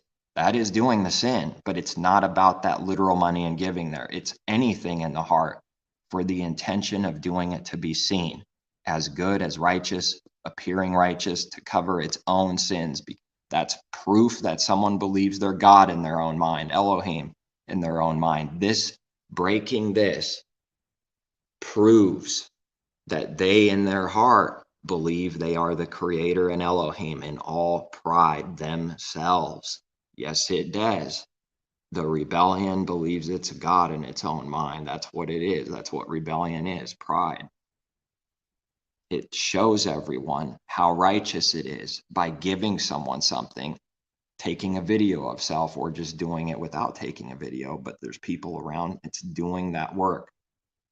It's not doing any good in the heart, has no clue what good is. It's just literally carnally giving someone literal object, money, and now the intention was just to be seen by men as righteous. They have no reward.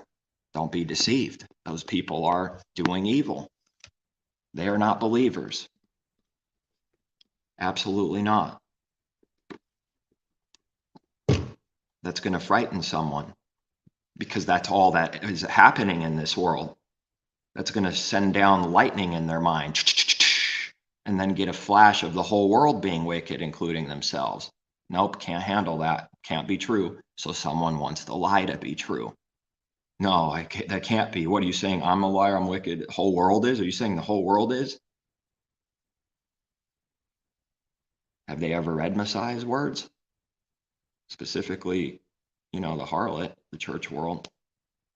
Have they ever read any of his word? See, someone gives themselves away when they say in real life, in real time, without having a clue, because they're blind. They gave themselves away for what their heart really believes when they say, are you saying the whole world is this blind and evil and deceived? Yeah, the Father's word does say that. We're not supposed to teach lies. We're supposed to share and give the truth. Lies never protected anyone or did good to anyone. Watch any movie and watch the protection. Look at the good works that follow from protecting someone every time. Look at it. Pick anything, pretty much anything, and it's likely going to have someone protecting someone through lies and deception. It doesn't work. More tribulations out of doing evil. Destruction, punishment is going to come for protecting someone because they're not actually doing that. But they convince themselves that they are and convince themselves that they make it look like they care about someone through protecting them. No one ever protected a single soul for what protect means out of good, ever, through lying and holding back truth, suppressing it, and deceiving someone. Never. Never. The most uncomfortable, hard thing to do is tell the truth. When someone should, they won't. And when they shouldn't say something, then they will say it. They can't hold it in. It pours out its folly. Carnal man pours out its folly. It's a weight. He needs to dump it, dump it, dump it. As soon as he sins, he needs to dump it on someone. See if it is in self or self first, and see it in others that the world's doing it. Someone sins and does some kind of lie, they instantly have a judgment and a burden that comes on them for judgment. Now the temptation will be to dump it on someone. They have to blame someone else and try to throw, as someone shared with me, their cargo overboard, like we read, to try to stop the ship from sinking. It's not going to work. Father's going to put a hole in the ship for trying to lighten the load by throwing sin and burdens onto other people, their own. They have to bear their own and they have to repent for it. That's the only way they can come off, is through true repentance and denial of self, true belief, through asking and repenting for any sin that we do. We can't be sinning willfully. There is no further sacrifice. Actually, I might as well find that now that it came to mind.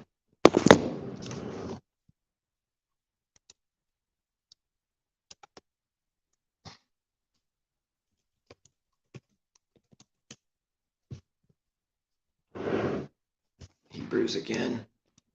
Happens to go back now to Hebrews 10.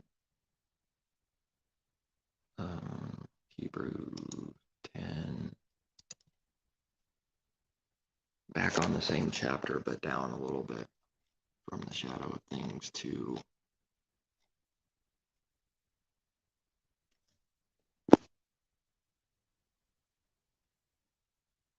let us hold fast the confession of our hope without wavering, for he who promised is faithful.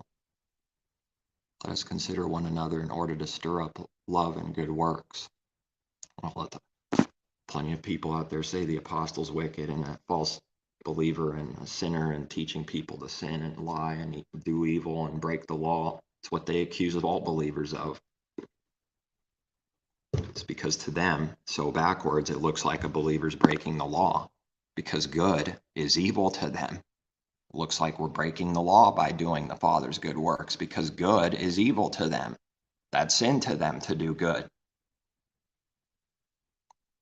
not forsaking the assembling of ourselves together, as is the manner of some, but exhorting one another, and so much the more as you see the day approaching. There's a day for a believer, and it's that last day for us. That is the beginning of the end, and the end of the beginning. Or rather, that is did I say it right? The end is the beginning. That day is the beginning because of the life to come and the resurrection to come, because there's no time in sleep, as death is likened to sleep. So a believer's last day is the last day. There's no time. They'll all be gathered together on that day when that day does come. But that day is always approaching because of what it's meaning for us, for believers right now, for what it means within us to be keeping his commandments in our heart and doing what's right, doing his will. That day is approaching. It's getting closer to salvation. There's a salvation to come. It's not that there's no salvation available now, but there's something separate about the fullness of it to come. Therefore, salvation is coming, because through it, someone will be made completely new. Completely new. All sin blotted out. It's the perfect, complete thing, but that doesn't come until who wants to hear it? Death. Now, something cannot be what it needs to be, and it's likened to a seed. If the seed doesn't die and get buried, nothing new will sprout. That seed won't become what it needs to become. But if it dies, as Messiah taught, and it's buried and dies, the seed dies, but while it dies, it brings forth life. The creation is teaching. The Father is teaching through his creation. Messiah is teaching parable, his word. Because we read, to die, even though they die, they live, and whoever believes in him will never die. So then the seed dies, but life comes out of it. From the ground it sprouts and is what it needs to be. It blossomed, it sprouted, it came to life. Now the apostle is likening, which is what Messiah taught, concerning the resurrection and the new creation in Messiah, in the resurrection, that it can't happen except through death, except through dying, literally now. And then man is perfectly made in the Father's image, the completion, the complete work, the new creation that is now and is to come, on the way being perfected. But then that salvation that can't come except through death. And the believers will be resurrected from the dead on a day. So it doesn't matter what time we're in. It doesn't matter if the literal end doesn't come, or if it weren't to come, like just go back 500 years. It doesn't matter. A believer's end that's it. Their very next waking moment is life in the resurrection. So what time to fall asleep and wake up right away? I guess we have a lot of practice every day, or every night rather. Falling asleep, waking up, falling asleep, waking up. What is that teaching? Hope, yes. Truth, practicing. So then a believer, we're to not fear, but we're not going to get there perfectly in that perfect love without any cowardly fear right away, but need to be working towards it, need to be growing, or else we're dying, believer or unbeliever, dying, living. One of the two will have to increase. So then it would be like falling asleep and waking up instantly. Now, it wouldn't be so if it happened, those that have fell asleep in Messiah, like we read 500 years ago, it doesn't mean anything to do with the literal time, because that's not the important thing. That's not what Messiah is speaking of, overcoming the world, crushing the serpent's head, the works of the devil, by not doing the works of the devil and all evil, by overcoming them, stepping on the serpent's head, crushing it. That crushing it is what? Doing good, overcoming evil by doing good is what crushing the serpent's head looks like. It's not doing evil to evil. That's not, it looks like it's crushing the head is evil, destroying, but it's destroying the evil with good. That's what crushing the head is. Once the head's gone, you know, the rest of it's gone. The whole snake dies. We have to overcome the works of the devil through doing good, which destroys the enemy. It's not the destruction we thought first, or anybody in the world in unbelief still thinks. That's man's wisdom. He thinks it's wise to do what everyone's always done from the beginning, few thousand years, billions of people. He thinks it's wise to do revenge. He thinks he's unique. He's the only one that ever does it. I look back and I find shame because I have been reminded for some things way back of what I was actually thinking and how my mind was working back then, and it's shameful because self did think pretty highly of self and unique and no one else like me and all that evil garbage. It's not true. I see the proof that it's not true.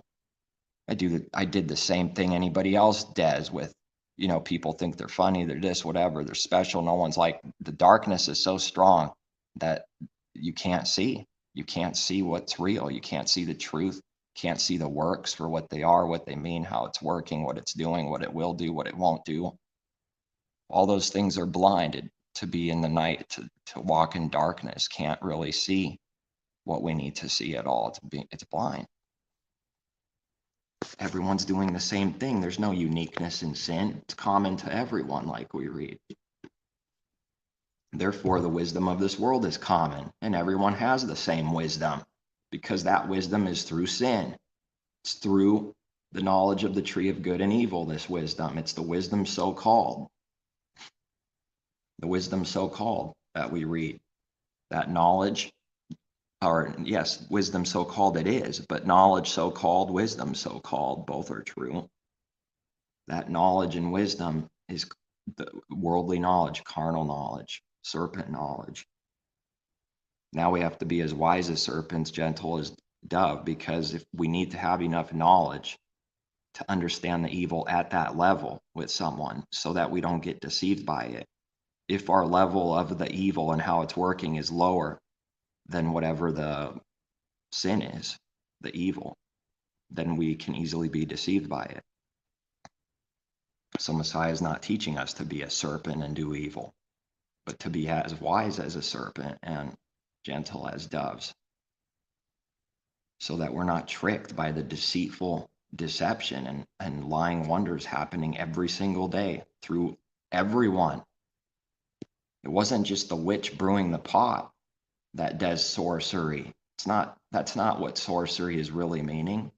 Everyone is doing sorcery that doesn't know the Father. A lie is sorcery.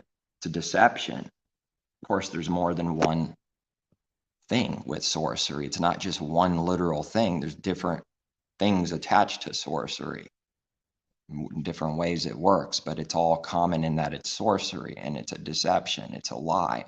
All of those things are true. If someone deceives someone, that's a sorcery also. No one ever deceives someone without lying to them. They're one. If someone told the truth and it's actually the truth, they would never deceive anyone. So deception is a lie, and a lie is sorcery also. It's also murder. It's also adultery. It's also breaking every other commandment. To break one is to break all. Like we read, for if we sin willfully after we have received the knowledge of the truth, there is no longer remains a sacrifice for sins, but a certain, it's very certain, fearful expectation of judgment and fiery indignation, which will devour the adversaries. What is this devouring? Wrath, death, a monster, dying, not overcoming sin, but succumbing to it even more, doing more sin. It devours someone. It's not what someone would think devouring and destruction is. That has nothing to do with, that does no good for anyone to say it's something in the future burning in literal fire forever. What does that have to do with now? Like earlier, what's the discernment? Nothing to do with now? Good chance that that's a massive lie if it has nothing to do with now and every day. The lack of the true life is destruction, because if not life, then destruction, death. The wages of sin is death. It's not some fiery, literal hell to torture people to come someday. That's not the understanding. That's evil. That's a devil doctrine, the devil's doctrine right there. That comes from the enemy. It comes from all wickedness and evil. That comes from self-knowledge. That's somebody's own understanding. And nothing of its own is ever the truth. The enemy, we read, has no truth, Messiah says, in him, for he speaks of his own things, his own resources. From self is always going to be the lie. It's its own doctrine. It's not God's. It's not the Father's, the true creator. It's not Elohim as they give breath to the image as if it's so, as they teach and believe. It's not. It's their own, and they can't own it because it's a lie, because it needs to dump that lie onto someone else and blame them. See how it's working in all things. If it's a lying doctrine, they don't own up to it. They want it to be their own, and yet it's not. They can't accept it as their own when exposed. It needs to blame someone else. Oh, it's frustrating to try to speak out the truth because of it sounding confusing when trying to explain it, and it's not. But that's the sight and understanding that needs to be given from the Father. Or else it's no hope. It's confusion. It's destruction. It's zero understanding. There is no hope to understand without his sight given, and spiritual discernment we need given to discern all these things, to discern whether something is evil or not, or else we'll be deceived and fall into the evil and do it, just like the enemy would love us to. It wants you to do evil. Yes, it does. It lusts for someone to do evil to it.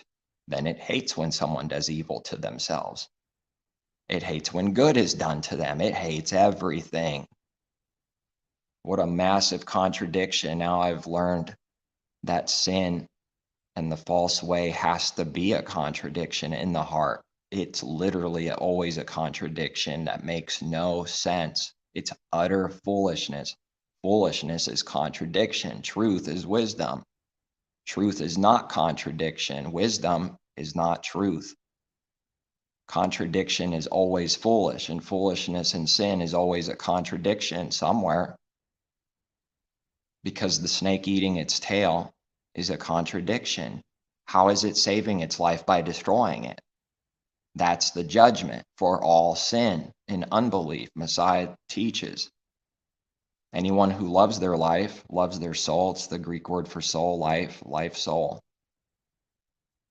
Will lose it, destroy it, perish it. Anyone who is saving their soul is losing it, destroying it. It's a contradiction. How are they saving it? Because the intention of the heart is to save it, to hold on to it. For doing that, we'll be destroying our soul, our life within, being destroyed, perishing. The perishing Messiah speaks of, not the perishing Christianity speaks of. Doing away with all truth. It's dangerous. It's wicked. It's not the truth. It breaks everything. It destroys everything. A lie. Now other things have to conform to the lie, and then it's all contradicting, and someone's too blind to see it. It doesn't line up. They have holes and contradictions everywhere, and they don't think they do because of blindness, not wanting to see all of those things. Then someone never sees it. The Father judges people, and they go blind like they want. They don't want to see it, therefore they'll go blind. The Father will give them blinding. 10,000 different things, and all 10,000 are blind and contradicting, and it thinks that it's all perfect with no contradictions. That's what someone ends up being. Not good. Sinning with intent, it's the only thing a wolf can do, for it is a wolf. It does that with intent. So willfully is with intent. For if we sin willfully after we have received the knowledge of the truth, there no longer remains a sacrifice for sins, but a certain fearful expectation of judgment. Fire indignation will devour the other. Anyone who has rejected Moses' law dies without mercy on the testimony of 2 or 3 witnesses. who can understand what this means and what we read there with Moses. What is that speaking of? That has to be given. All of it has to be given, because it's already speaking about something very specific. That has to be known, has to be seen, what it's meaning spiritually for our heart, where it's coming from, how it's working, and rightly dividing it with the rest of his word and not mixing it, which will be sin. Someone can't take these words now and just give me or someone else other words in scripture and say there's a contradiction. Yeah, you could do that all day long with his word. The letter does kill and contradict. Why do you do that? You think the Father's a fool? Well, they do, but they're the fool. See, they can't think the Father's a fool without being one themselves. No one can do it. Strong is Yehovah's judgment. He makes everyone out to be a fool that's guilty of their own accusation themselves. They're talking about themselves. Of how much worse punishment do you suppose will be thought worthy who has trampled the Son of Elohim underfoot, counted the blood of the covenant by which he was sanctified a common thing, and insulted the Spirit of grace? An unclean common thing, abomination, filth, is what the carnal man takes it as. It's a violent evil, something to fear, to not do this violent evil. Taking the blood of the covenant as some unclean, common, worthless, evil thing. Pretty frightening that that's all someone's heart can be, and in their heart for real, that doesn't know him. They can't hide it. They can try all they want. Anyone that has eyes to see will see through. For we know him who said, "Vengeance is mine, I will repay," says Yehovah. And again, Yehovah will judge his people. He won't judge. Yehovah will judge his people. He doesn't stop judging us because someone believes. There's no partiality in his judgments. He'll judge the sin. We have to repent and learn what it's meaning and do good. He will judge his people. He won't stop. Forgiveness that he gives does not mean judgment stops.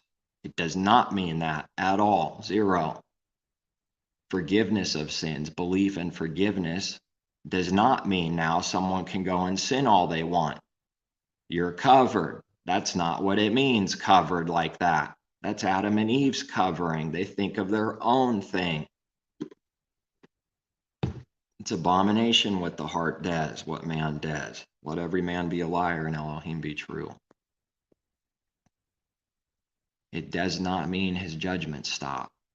It must be seen how that's working and how that's so, because someone can easily use the scripture to teach a lie and teach someone's heart that judgment doesn't exist. Exactly what everyone wants to hear in rebellion. Don't judge me. There's no judge. No one sees me. No one judges me. No one's above me. Okay. There's a fearful thing. It's a fearful thing to fall into the hands of the living Elohim. But recall the former days in which after you were illuminated, the wicked have what? What, the Illuminati? They have their own illumination. They're masquerading as light. That's what the devil does. They call wickedness, stupid, foolishness, and sin to be illuminated. It calls controlling people the oppression of Egypt, even in literal jobs oppressing people, let alone constantly doing that with the heart and putting literal burdens onto someone, constantly doing that spiritually and weighing people down and oppressing them, because that's what the devil loves to do. It's what people love to do. Is not illumination, is not light, is not truth, but they hide. They're in such deep sin. They're the biggest hiders in all the world, the people at the top of the pyramid scheme. Schemers. The sinner shall be called a schemer, the Father says. That's his job. He's a schemer. That's what he does. It's his job every day to serve the Lord and be a schemer and a sinner that murders people every day. They believe they're righteous for doing that. So did all the Pharisees. So did all the religions. So did all the old covenant saints in their heart. They could not see the truth. Types and shadows of it, pointing to it. Old covenant saint is not a new covenant saint. It's why a new covenant came, because the old one, it wasn't that the law and the commands are evil and that the Father's word and law is evil. It's that it's all through self-righteousness, learning its own things, what his word means, and performing what it thinks it means itself. It's trying itself. In the new covenant, it's denial of self. And all those same words and commands now, like the old covenant, apply, except it's through his way. He commands us. He commands our heart, gentle and lowly, and he gives us favor, grace, time to learn and grow, and doesn't instantly condemn us. And he doesn't do that wicked work of condemning us for not being what we need to be, but he will judge us still, so it needs to be separated. It doesn't mean the judgment stops because someone's been forgiven.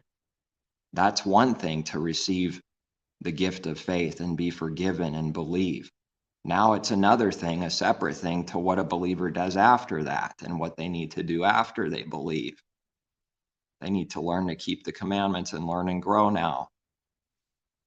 Two separate things. They mix it up, don't they? They say, well, what do you mean? If my sins are not forgiven, then I'm not forgiven. They're taking it as a license to sin. Their heart is doing that.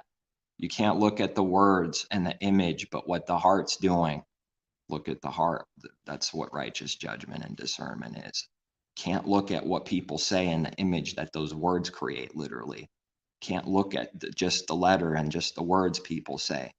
They use that to deceive others constantly, because with their mouth they do draw near, but their heart, the only thing that matters, is far from him. They do draw near with their mouth. That means they make it sound like they're believers with their mouth. They say things. They quote his word. They what doesn't need to be told much what that is. People do that. They draw near with the mouth. And that's their righteousness. They think that's righteous to do that, and it's nothing to do with the heart. You endured a great struggle with sufferings, partly while you were made a spectacle, both by reproaches and tribulations. No tribulation in a believer. It's a tribulation every day, just for the thing earlier that was said about the war with self, with the old man and the new man, the Father Spirit in us. It's a war just in self. It's a tribulation, let alone anything that comes our way up from the outside to us, any evil. Yeah, it's a tribulation's all right, and partly while you became companions of those who were so treated. Companions also for those in Messiah, to love one another like he loves his people. I give you a new command. Well, how is it new? To say, well, just love everyone else as I loved you is a new command. Yes, it is. For the old man, it's brand new. He never loved someone in true love, and he never loved someone the way that Messiah loves his people, the Father's love. It's new to the old man. I give you a new commandment. Love one another as I loved you. What he did, and that love do to others now. With the body of Messiah, and to love our enemies. But we can't be one with our enemies. It's not exactly the same. It is a care.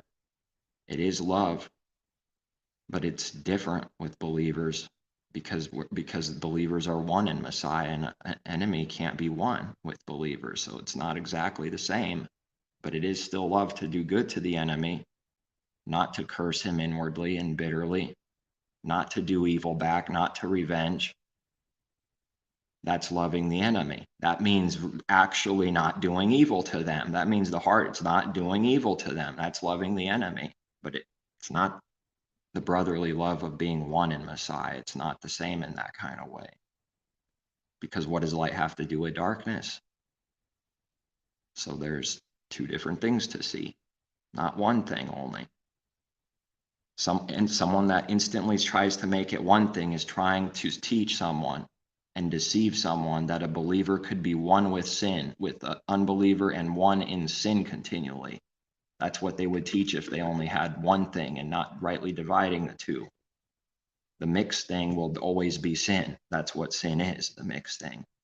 It's like a circle. That's mixed thing is sin, and all sin is the mixed thing. So someone will only see one thing so that they can make you one with an enemy, which will destroy you, meaning they want to destroy you. Yes, they know not what they do, and yet they're doing that to want to destroy someone still. Both are true. They know not what they do, and they want to destroy someone that does those works, wants you to become one with darkness and only sees evil. Because the devil hates being set apart. It hates actual set apart. It loves the image of set apart and making itself look like it's set apart for what it thinks that means. But it hates what the real set apart is, which is actually being set apart and actually doing good to the enemy. It does evil to the enemy while it makes it look like it's set apart. That's the devil's way. It makes itself look like it's set apart while doing all wickedness to their enemies with their heart. Everything reversed. All things reversed. There's no truth in the devil. It's all reversed. Everything. All of it. No exceptions for anything. He reverses all things and twists and mixes all things. For you had compassion on me in my chains, and joyfully accepted the plundering of your goods, knowing that you have a better and enduring possession for yourselves in heaven. Therefore do not cast away your confidence, which has great reward, for you have need of endurance. Yes, we do see this a lot. Honk to that again. Train.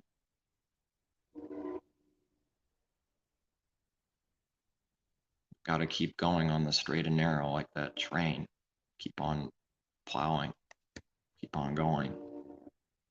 There is some weight to carry, but he makes it possible. Not ever too much. That doesn't mean it won't be right up to the max. It won't be hard or difficult. It's just not too much. Even that doesn't mean what we thought it meant, or whatever we would have tried to think it means before believing, before receiving any understanding. Oh, it's a disappointment at every point to the carnal mind, his word and truth. It is enmity, hatred, and disappointment at every point. That's how backwards the carnal mind is. He won't give us too much that we can't actually take it. Where do we read we're not going to be put right up to the edge for what we can take at any given time? That puts pressure, that puts testing, that causes growth if we're doing what's right. That's the purpose of what he's doing, to cause testing. Some heat. The sun causes heat on the plant. The only thing that makes it grow is the testing, the heat, the light. The Father's testing and judgment and pressure by people doing evil, all these circumstances and things in life, is putting the light testing pressure on the plant, on the good tree, if someone believes, so that it grows more. It's not what we would think and what I would think and have accused falsely in anger, saying something that's false against the Father and needing to repent for these things. That, he just wants to do evil and just is doing evil. That's the temptation that would happen. That's what needs to be overcome. That's what everyone always has been doing, only as an unbeliever. But now a believer needs to see what that is and start overcoming that and start seeing the truth, because the Father doesn't do actual evil. His intentions, the works, are good, for good, and a good purpose. That's hard to see. It needs to be asked for to see, because it's going to feel and look like deceiving. That it's not that. It's the opposite. It's what it's going to look and feel like from our own understanding. So that won't be righteous judgment then. That'll be accusing the Father falsely and putting him to an evil test and dumping burdens and things on him. along with dumping things on others constantly. That's what the old man can only do, is try to dump his load and sin off. Like we read about the cargo being thrown over. Trying to lessen the load, it won't work. But someone can feel the burden that's thrown at them. It weighs them down, but the Father doesn't allow someone's sins to be cleared through throwing burdens that way, throwing sin on someone else. He doesn't allow that to stand, meaning someone will still be in the same death that they're trying to get rid of. The very death they're in is proof the Creator is existing and true and righteous and judging them. They wouldn't be trying to throw things onto others if his judgments weren't true and perfect. Test it. Anybody could test this. If they're aware enough of doing evil and then seeing what they do after someone does evil, after self does some kind of evil, see what you do. See if your mind doesn't try to blame and dump that thing that someone just did onto someone else and then accuse them of doing it. See if that's not what the temptation is every time. Someone slams the brakes because they weren't actually looking for a second, slamming the brakes, getting close to hitting the car, and then saying, "You idiot, you can't drive." I am the idiot, I can't drive, reverse it. Yes, I've done it. And I know every true believer hates it, doesn't want to be doing this, but this is the very things that we have to acknowledge and overcome. It's going to happen. It's going to happen, and quite a bit. That's not to encourage sin, but it kind of sounded like it. So it's always a problem with the carnal mind. There's nothing in common. Light has nothing to do with darkness in his way. The wide gate way has nothing to do with the Father's narrow way, which Messiah walked. Now we need to. He completed it. Now we need to. He kept the law in the heart. He kept the Father's word. Now we need to. He died to make a way to keep his word so that we can have life. And for all the things to come, also his plan for all people. It won't be this way forever. In fact, it won't be this way not very much longer from now. As the antenna is getting, the little antennas are getting a little bit warning. It just happens to be in our time that warning. It's not very far away warning. No one will believe it. That's of the enemy. They won't be able to. Now,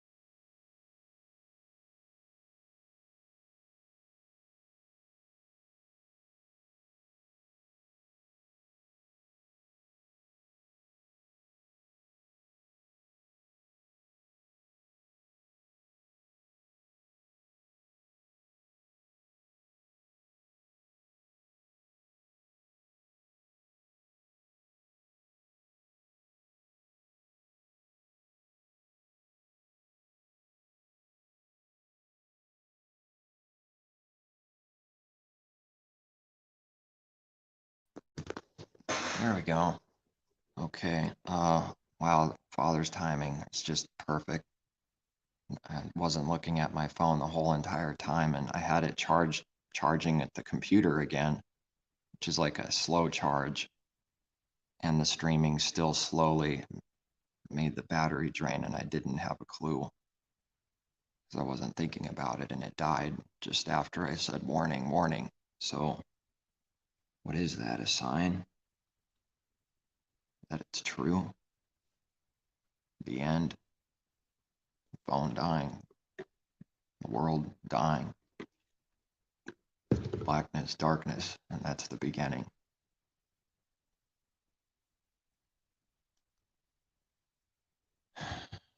Incredible. But now to finish the Hebrew here.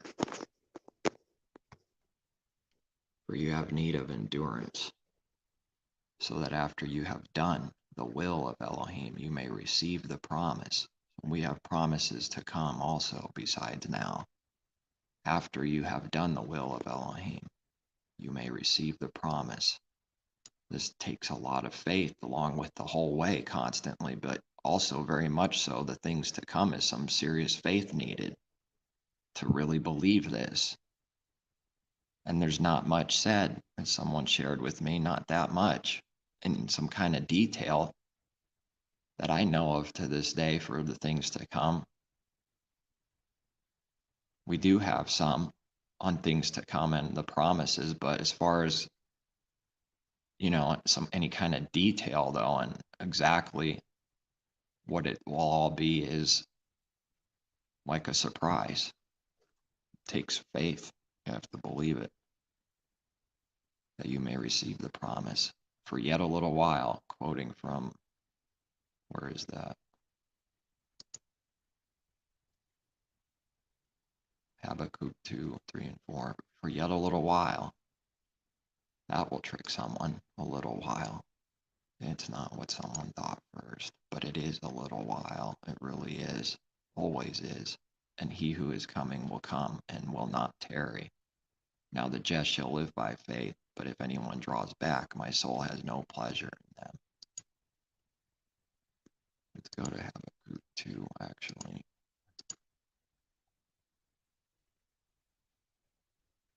For the vision is yet for an appointed time, but at the end it will speak, and it will not lie. Though it tarries, wait for it. Well, the apostle said him, right? This is speaking of Messiah. Now I'm curious what that word for it is actually. Or is that just added to make it make sense in English? I'm not sure. For it. Okay, there is something there. It will. Obviously, that's a little different than for it. It will. It will. About for it. What is this? Inflected? I'm not sure. Okay, it is in the actual text, but it's not he. That, I mean, there would be a Hebrew word for surely for he. Doesn't look like it's that. Maybe you could put he, I don't know, to go in, enter, come and go, to enter in, to come, to attain, to lead into. No, it's not he. It will.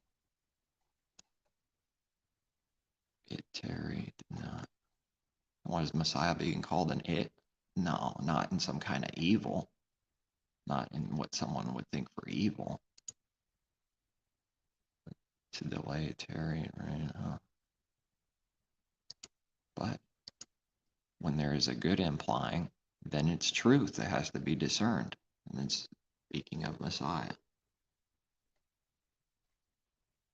At the end it will speak. What end? Well, his word always taught the same truth. There is an end, and it will not lie. Though it tarries, wait for it. A lot of patience for a believer that we need in our life constantly for all kinds of things, and especially also for the end and all the things to come. Wait for it, because it will surely come. It will not tarry. Though it tarries, wait for it, because it will surely come. It will not tarry. Father doing this just to say, just to make the carnal man angry. For anybody that doesn't seek him, they're going to be tripped up and confused at every word, and everything becomes a stumbling block to someone that does not seek him, and therefore they're separated and exposed as needs to be, because he has to show his judgments. Separate the darkness from the light. That's what we read in Genesis. Now Messiah is separating his people that need to be of his light, of the Father's light, and separating that from darkness. He calls the light day, and the darkness he calls night, and the children of the night in Egypt in this world are children of darkness. They have no light, but they have to masquerade and pretend they have a light to hide that they have no light. A believer doesn't have to masquerade, because it is the true light, because of the light of the Father in his people is the real thing. Therefore, as a benefit, for one good thing, we don't have to masquerade and try to do what we think looks like being a light to others to deceive them. But the wicked will point the finger and say that's wicked. They will call light darkness and say all those good works that believers do are wicked and evil. How else can they be tested to love their enemies and learn all things? And how is it going to be proven that they did his works and did actual good? Only through pressure and testing, many testings, constantly. How else is it proven? Because nothing counts when there's no test. Someone says, I am this, and it doesn't mean anything or prove anything. Just someone lying about what they claim they are. But when the test comes, they utterly fail it, and then no regard. It's buried like a cat buries its crap. It's hushed up. That was proof that they just are a liar about what they claim they are. The test proves it over and over in life. And no regard, no sight. No one cares. Okay. They shouldn't expect any reward now or to come in the age to come. Be left out for a time then. Behold the proud, his soul is not upright in him, but the just shall live by his faith. Indeed, because he transgresses by wine, and he is a proud man, and he does not stay at home, because he enlarges his desire as Sheol, and he is like death, and cannot be satisfied.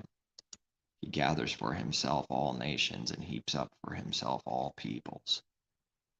Is that sounding like a masquerading the Creator?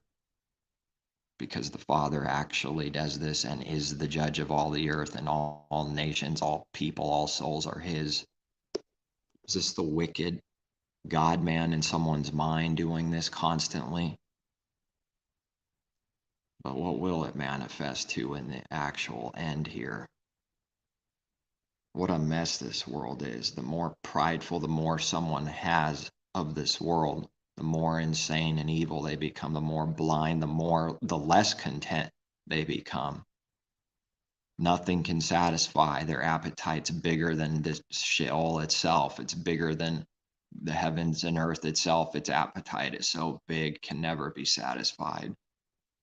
Will not all these take up a proverb against him and a taunting riddle against him, and say, woe to him who increases what is not his, how long? And to him who loads himself with many pledges. Will not your creditors rise up suddenly? Will they not awaken who oppress you, and you will become their booty?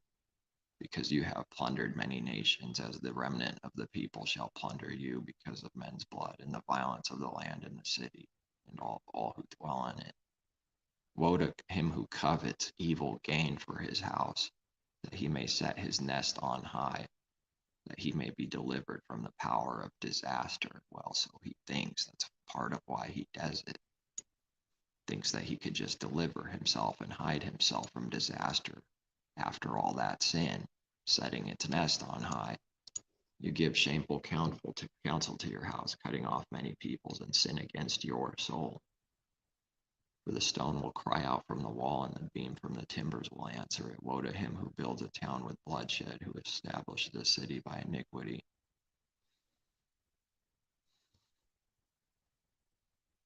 Behold, is it not Yehovah of hosts, that the peoples labor to feed the fire? Labor to feed the fire, work for it, and nations weary themselves in vain.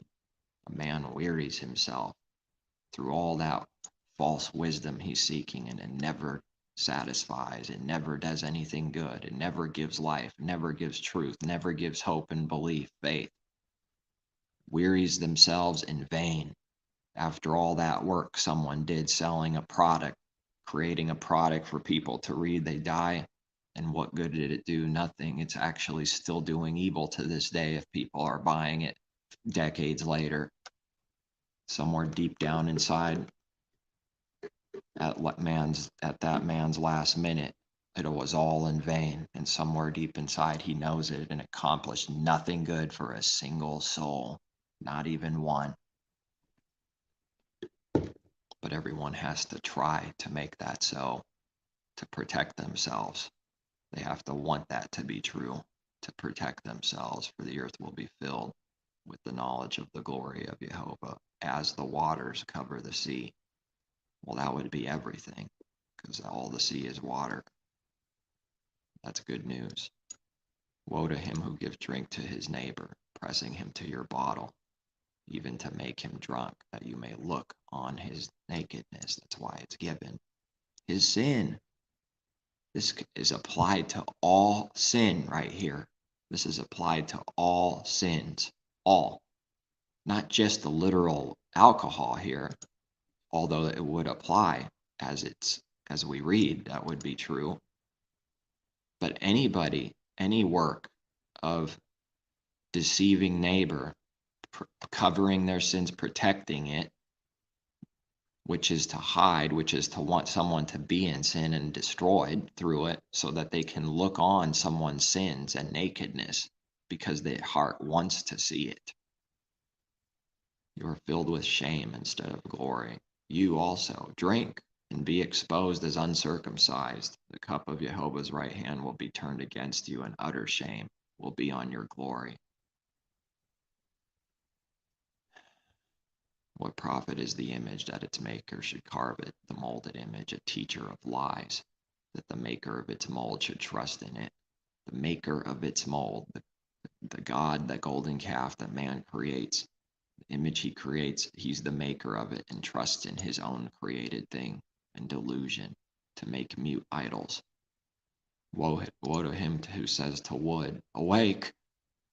Don't we read about the first beast giving breath to the second image of the beast? Man gives life through sorcery, through this false belief, teaching people the lie, and gives life to the dead thing it creates, and then says, this is the truth, this is the Redeemer, this will do something for you. This is God, the God we created, but it's actually me, the one who created that molded image. Pretty frightening. But Yehovah is in his holy temple. Let all the earth keep silent before him. I think I did this actually recently in a video. These verses. So Moses died, and for the sake of the people, the children would make it to the promised land. And what came to mind was Messiah dying for our sins, for all people, for our sake, for making a way through that death to live, to enter the kingdom, be on the way and enter it, make it to the promised land. So then what is his word meaning? What is it about taking over literal land right now? Well, it's what the carnal man calls his kingdoms. That's what it's about.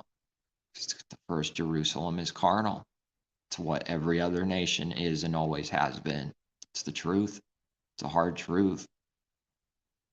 But after some time, with some work, the Father will get someone to love it, if indeed they are seeking him.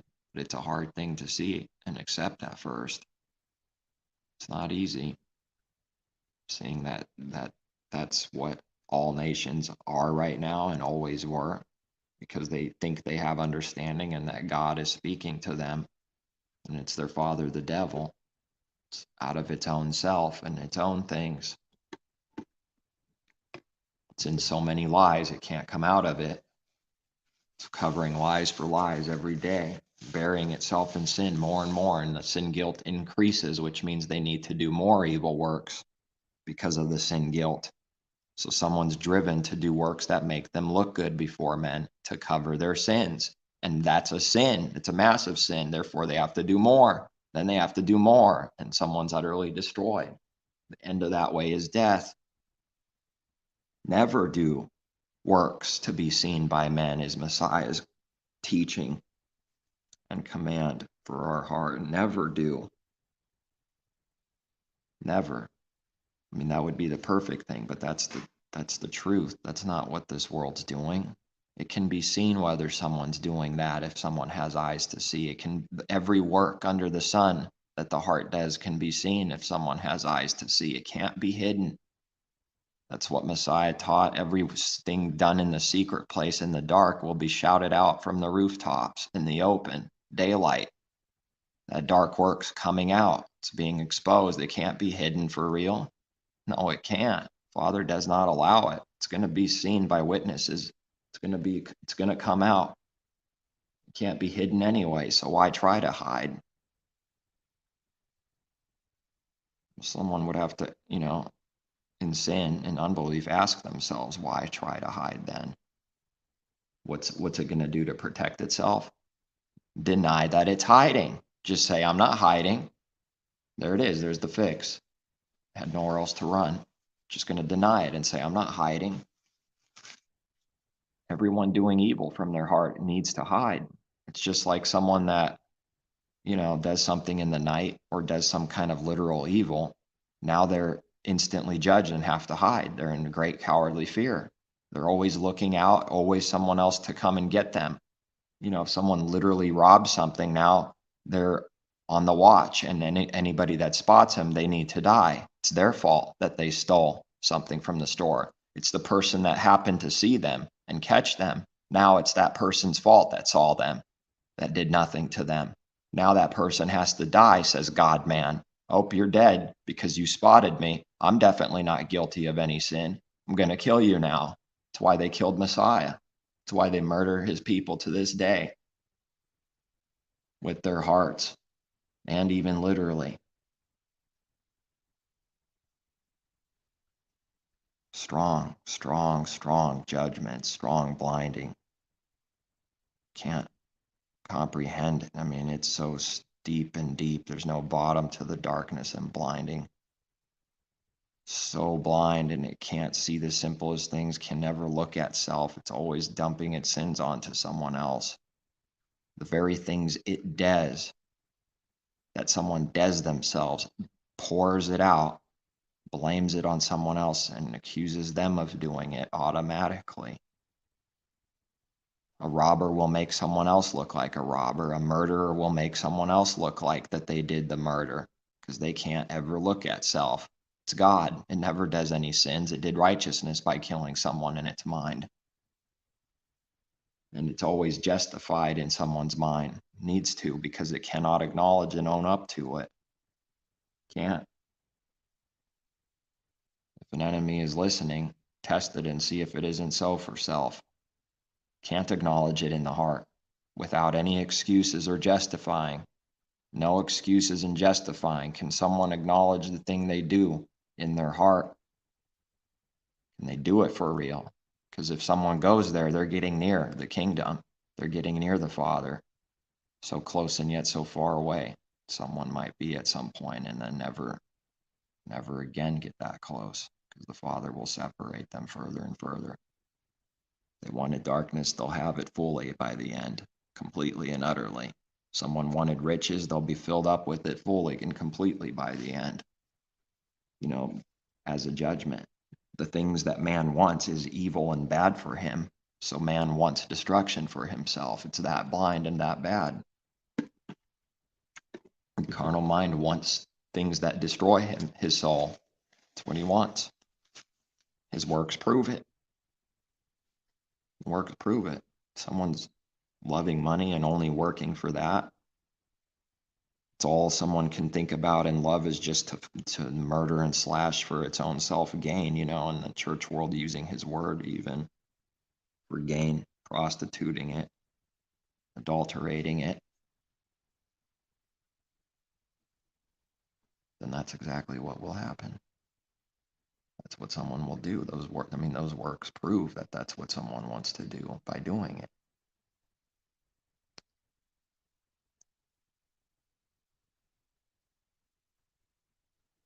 Well, I think I might be done here.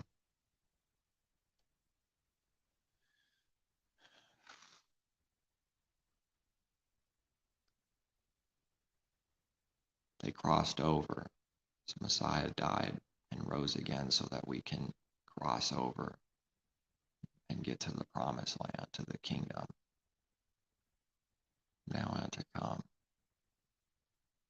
It was, it is, and it is to come. The Almighty, the three, was, it is to come. All things were in the image first, the natural first, it was. All things are in Messiah forward, is, and things to come are when the next age begins, when this one ends, to come. And the moment someone says all the things to come have already been fully fulfilled is the moment that they are utterly destroyed and hopeless and lost. And there's people out there that teach that, and they're destroying people, destroyers. Because that's a monstrous lie. It's a huge lie. It breaks such a huge, important truth in his word that it'll destroy someone quickly for believing it in their heart, that all the things to come have already come fully. And I'm speaking out of saying that that's what someone literally believes. It's already there. It's already fully come. They literally teach and believe that. Because there is a truth that all things are now. These are the very things that need to be given now and to come. But see, that's not what someone is doing. They're not speaking out of truth when they do that. They just literally mean everything to come, and their understanding of that someone thinks they understand has already happened, already is. Therefore, there's nothing to come. That's how that doctrine works.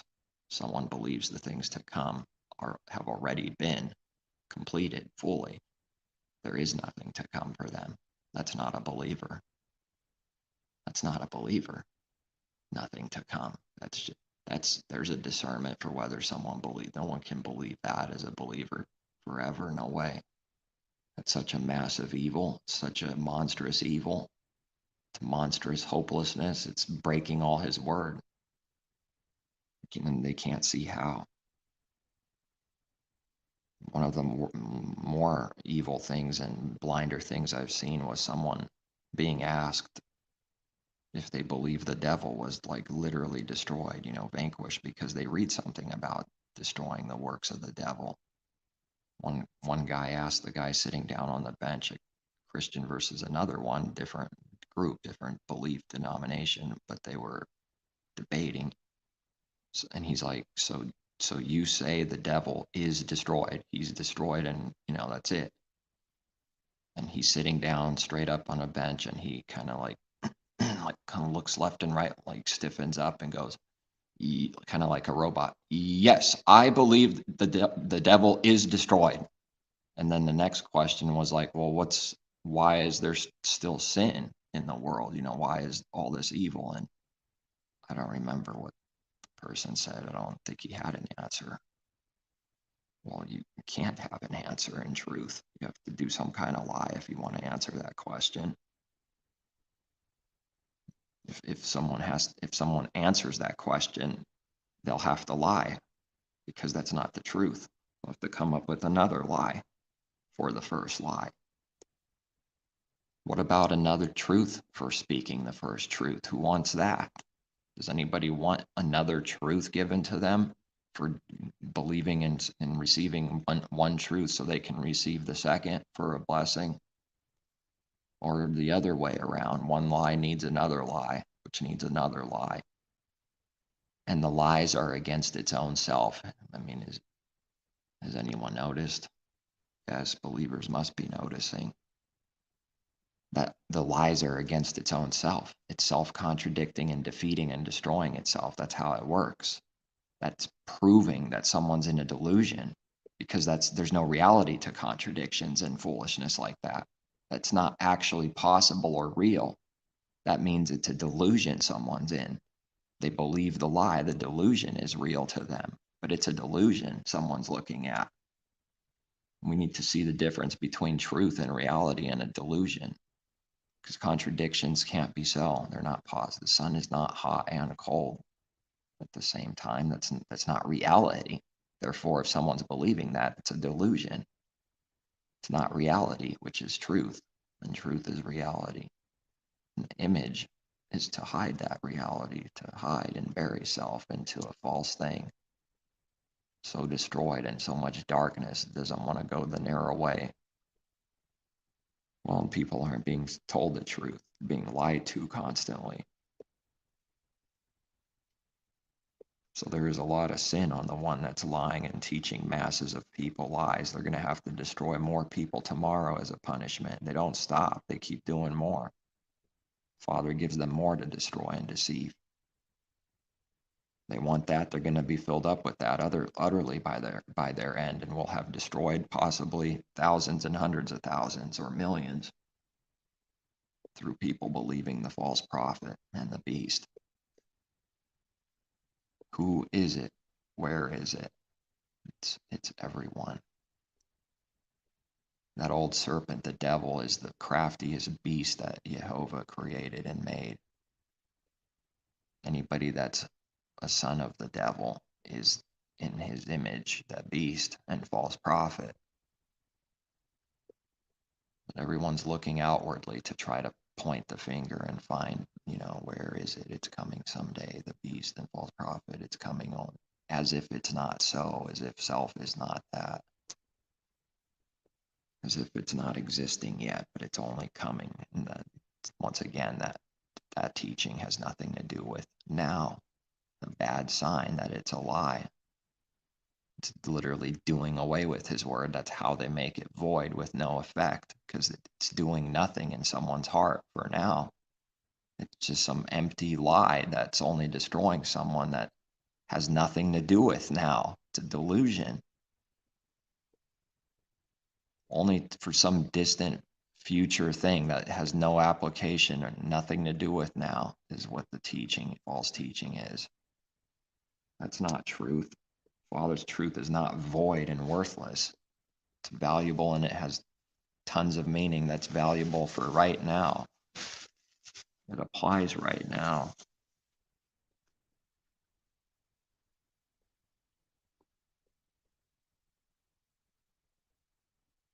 Messiah told one person that answered in a good way with their mouth, and he said, "You are not far from the kingdom." Why did he say that? You are not far from the kingdom. He didn't say you entered it. It just said you got close. Didn't enter, though. You're not far from the kingdom at the present time, long ago, when he said that. We have to enter today and tomorrow and the next day, continually. This world's evil, and it's not easy. His way is not easy. It's incredibly difficult, but not impossible. Through Messiah, we could do all things. Messiah in us, the Father and Messiah in us, we can do all things. All that which would be impossible, to move a mountain, and cast it away, cast that impossibility, make straight a way, make a possibility that appears. It's what faith is. It's not seeing. That's what faith is, to not see in our life about all kinds of things constantly, until it's seen, until it's given. Then the next thing, next obstacle, don't see a way, can't see how a way is going to be made to keep his word, to not sin, to do this, to do that. We believe and trust in him that a way will be made, and it appears he makes a way possible for those that believe and ask for him to trust in him, not trust ourselves. But we can't say it can't be done, because then we're going to call the Father a liar and say that he can't do it and make an excuse, and that excuse doesn't work because he can do it. And we're not supposed to do it of self. So there is no excuse. There's no excuse that stands with him. It doesn't allow it. Oh, what a blind world. A dark world. Full of darkness and deceit. False prophets lurking around every corner. And in every corner street there's a temple somewhere deceiving people. Teaching them lies, teaching them the false gospel, and death and wickedness and evil for all forever and ever is the gospel of death. Zero hope for most of humanity forever, literally forever. Hypocrites that talk about mercy with their mouth, they never do it themselves. How? Not with that doctrine of hell in the way in their heart. That's merciless forever. How do they do mercy to their enemy when they have that belief in their heart? When they believe the enemies will be tortured by the Creator forever to come someday. How is it someone can know what mercy is when they're merciless, when their beliefs are merciless? How do they work out mercy? Their beliefs are merciless. Someone please explain, tell me how that's mercy. How is that love? How does that fix anything? It would just make someone hate the Father even more forever. It wouldn't fix a single thing. So he's working in his work every generation, a few believers. He's doing the impossible with them. Now all of a sudden he stopped. He no longer can do the impossible with everyone else. That's pretty special that they are. They must be above everyone. Something special in a prideful way about that believe that. Are they now above all people in pride? The Father sees them as better than everyone instead of equal. That doctrine is prideful, violently prideful. It already assumes and is working in the heart that they are better than everyone through pride, literally better than others. I've never seen it be proven otherwise. How can someone say otherwise? Show us how.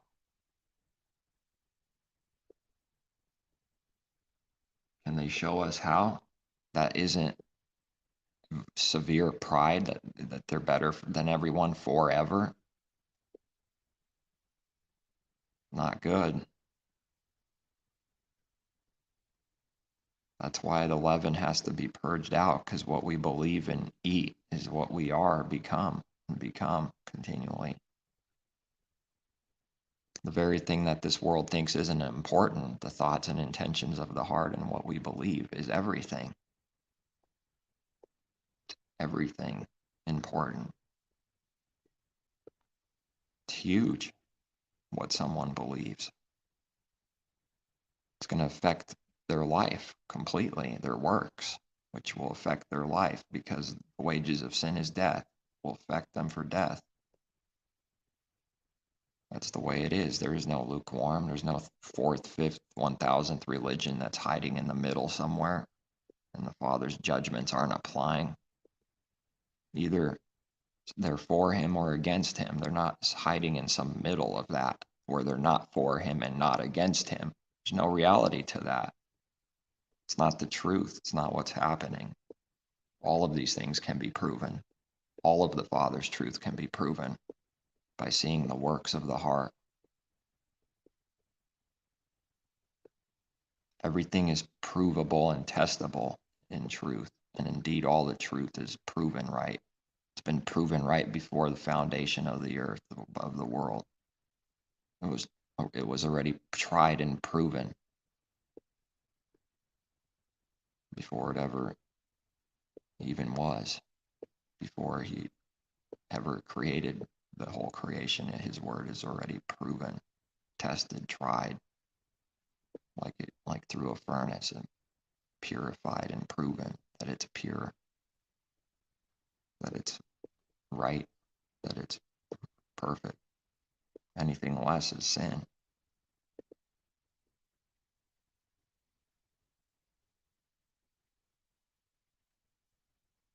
Now it's easy to be prideful. It takes nothing good to do that. It takes no work to do pride.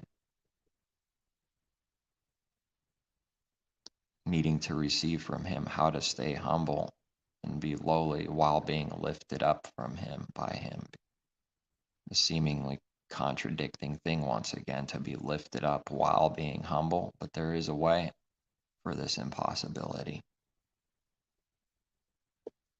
Now, every believer has to be working that bit by bit on how to be humble while being lifted up, because it's very easy to become prideful when lifted up. And now pride all by itself is a cover for that. Pride is lifted up, but it's the wicked lifting up. It's not the Father's humble lifting up. It's pride lifting up. It's higher than everyone. It's better than everyone. It looks down on everyone with an evil heart looking down. There's a way to look down on people from being lifted up in the Father and Messiah without looking down on them. It's impossible to the carnal mind. When they see the good works, they're unable to believe it for these reasons. It can't see. It looks evil to them only and impossible.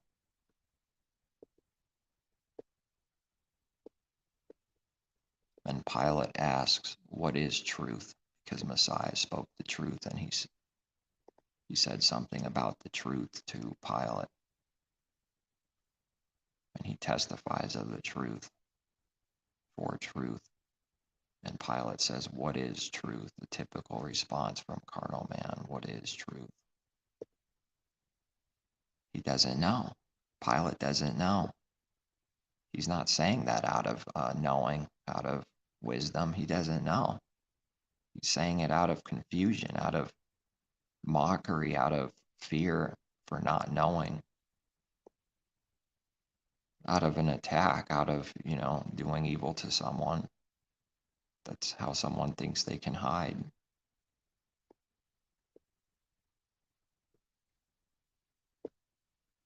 Pilate doesn't know what is truth. But it can be known. Pilate doesn't seek the Father with his heart. That's why he doesn't know.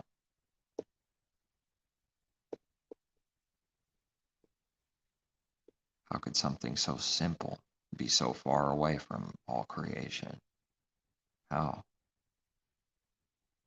Simple belief and faith in him, and millions of people can talk about faith and they have none themselves.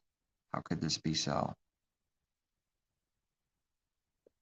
It's like a miracle that it's that bad. It's impossible that it's this bad, and yet it's possible. It's like the impossibility now seeing it from the other side, from the side of darkness. It's like impossible to be this blind, and yet it's happening.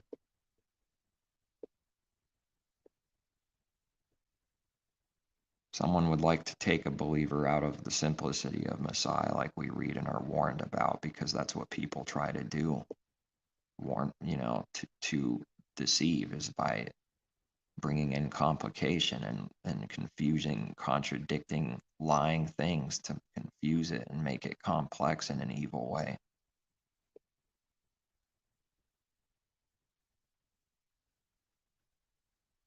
It's so simple a fool cannot err, and yet they do.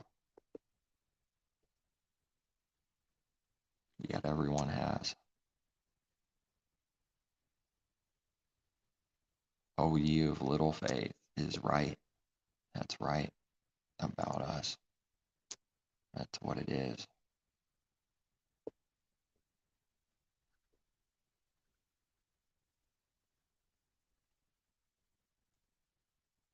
belief. Faith is everything.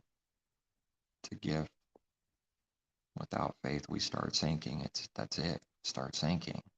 There's no life going underwater, drowning. It's everything. Faith.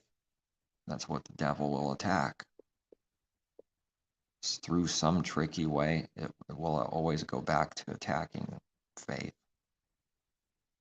And there's the fake faith and there's the real faith. Like with all things, there's the good faith and there's the evil faith, because the evil thing is fake. It's not real. Therefore, it's evil. It's only acting and looking like it has, making itself look like what it thinks faith looks like, and just making itself look like faith. I think I'll finish up and see where the book opens to.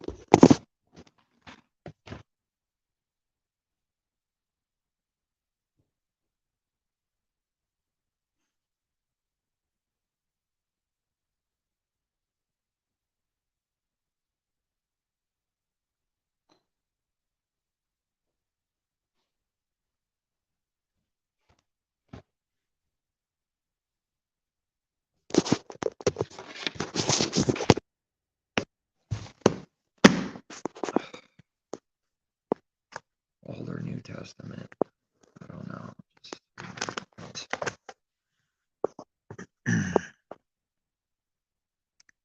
To know wisdom and instruction, to perceive the words of understanding, to receive the instruction of wisdom, justice, judgment, and equity, to give prudence to the simple, to the young man knowledge and discretion. A wise man will hear and increase learning, and a man of understanding will attain wise counsel.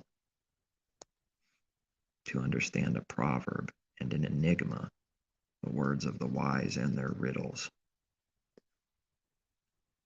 So his word is just simple. Anybody could read it and understand it. That's far from the truth. But that's what they say. The fear of Yehovah is the beginning of knowledge, but fools despise wisdom and instruction. All this is real. It's a despising of the good wisdom and instruction. And it's just true. It's a foolish thing to despise what's true and good. It's just foolish. My son, hear the instruction of your father, and do not forsake the law of your mother, for they will be a graceful ornament on your head and chains about your neck. My son, if sinners entice you, do not consent. If they say, come with us, let us lie in wait to shed blood. Let us lurk secretly for the innocent without cause. Let us swallow them alive like Sheol.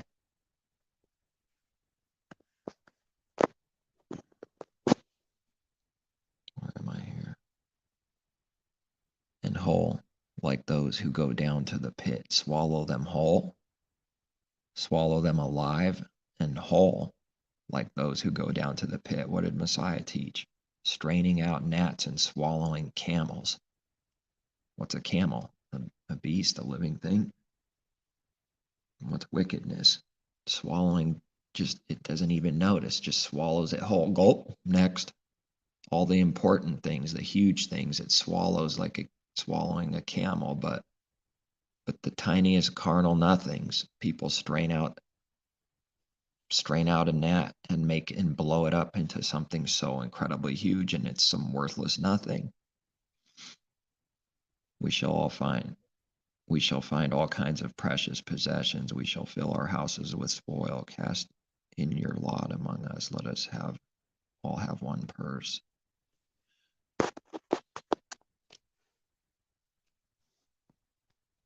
My son, do not walk in the way with them.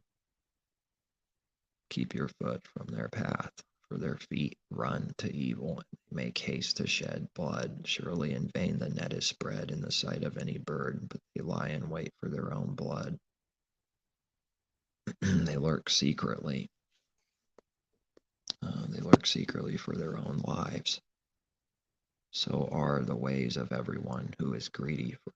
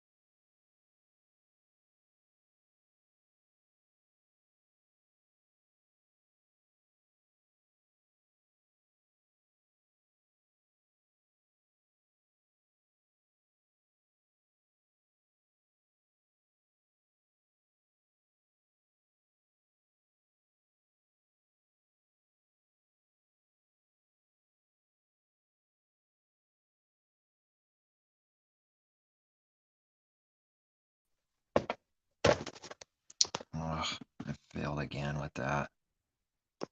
I better finish up since I unplugged it and then didn't charge much.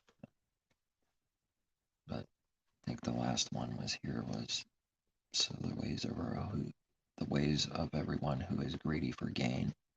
It takes away the life of its owners.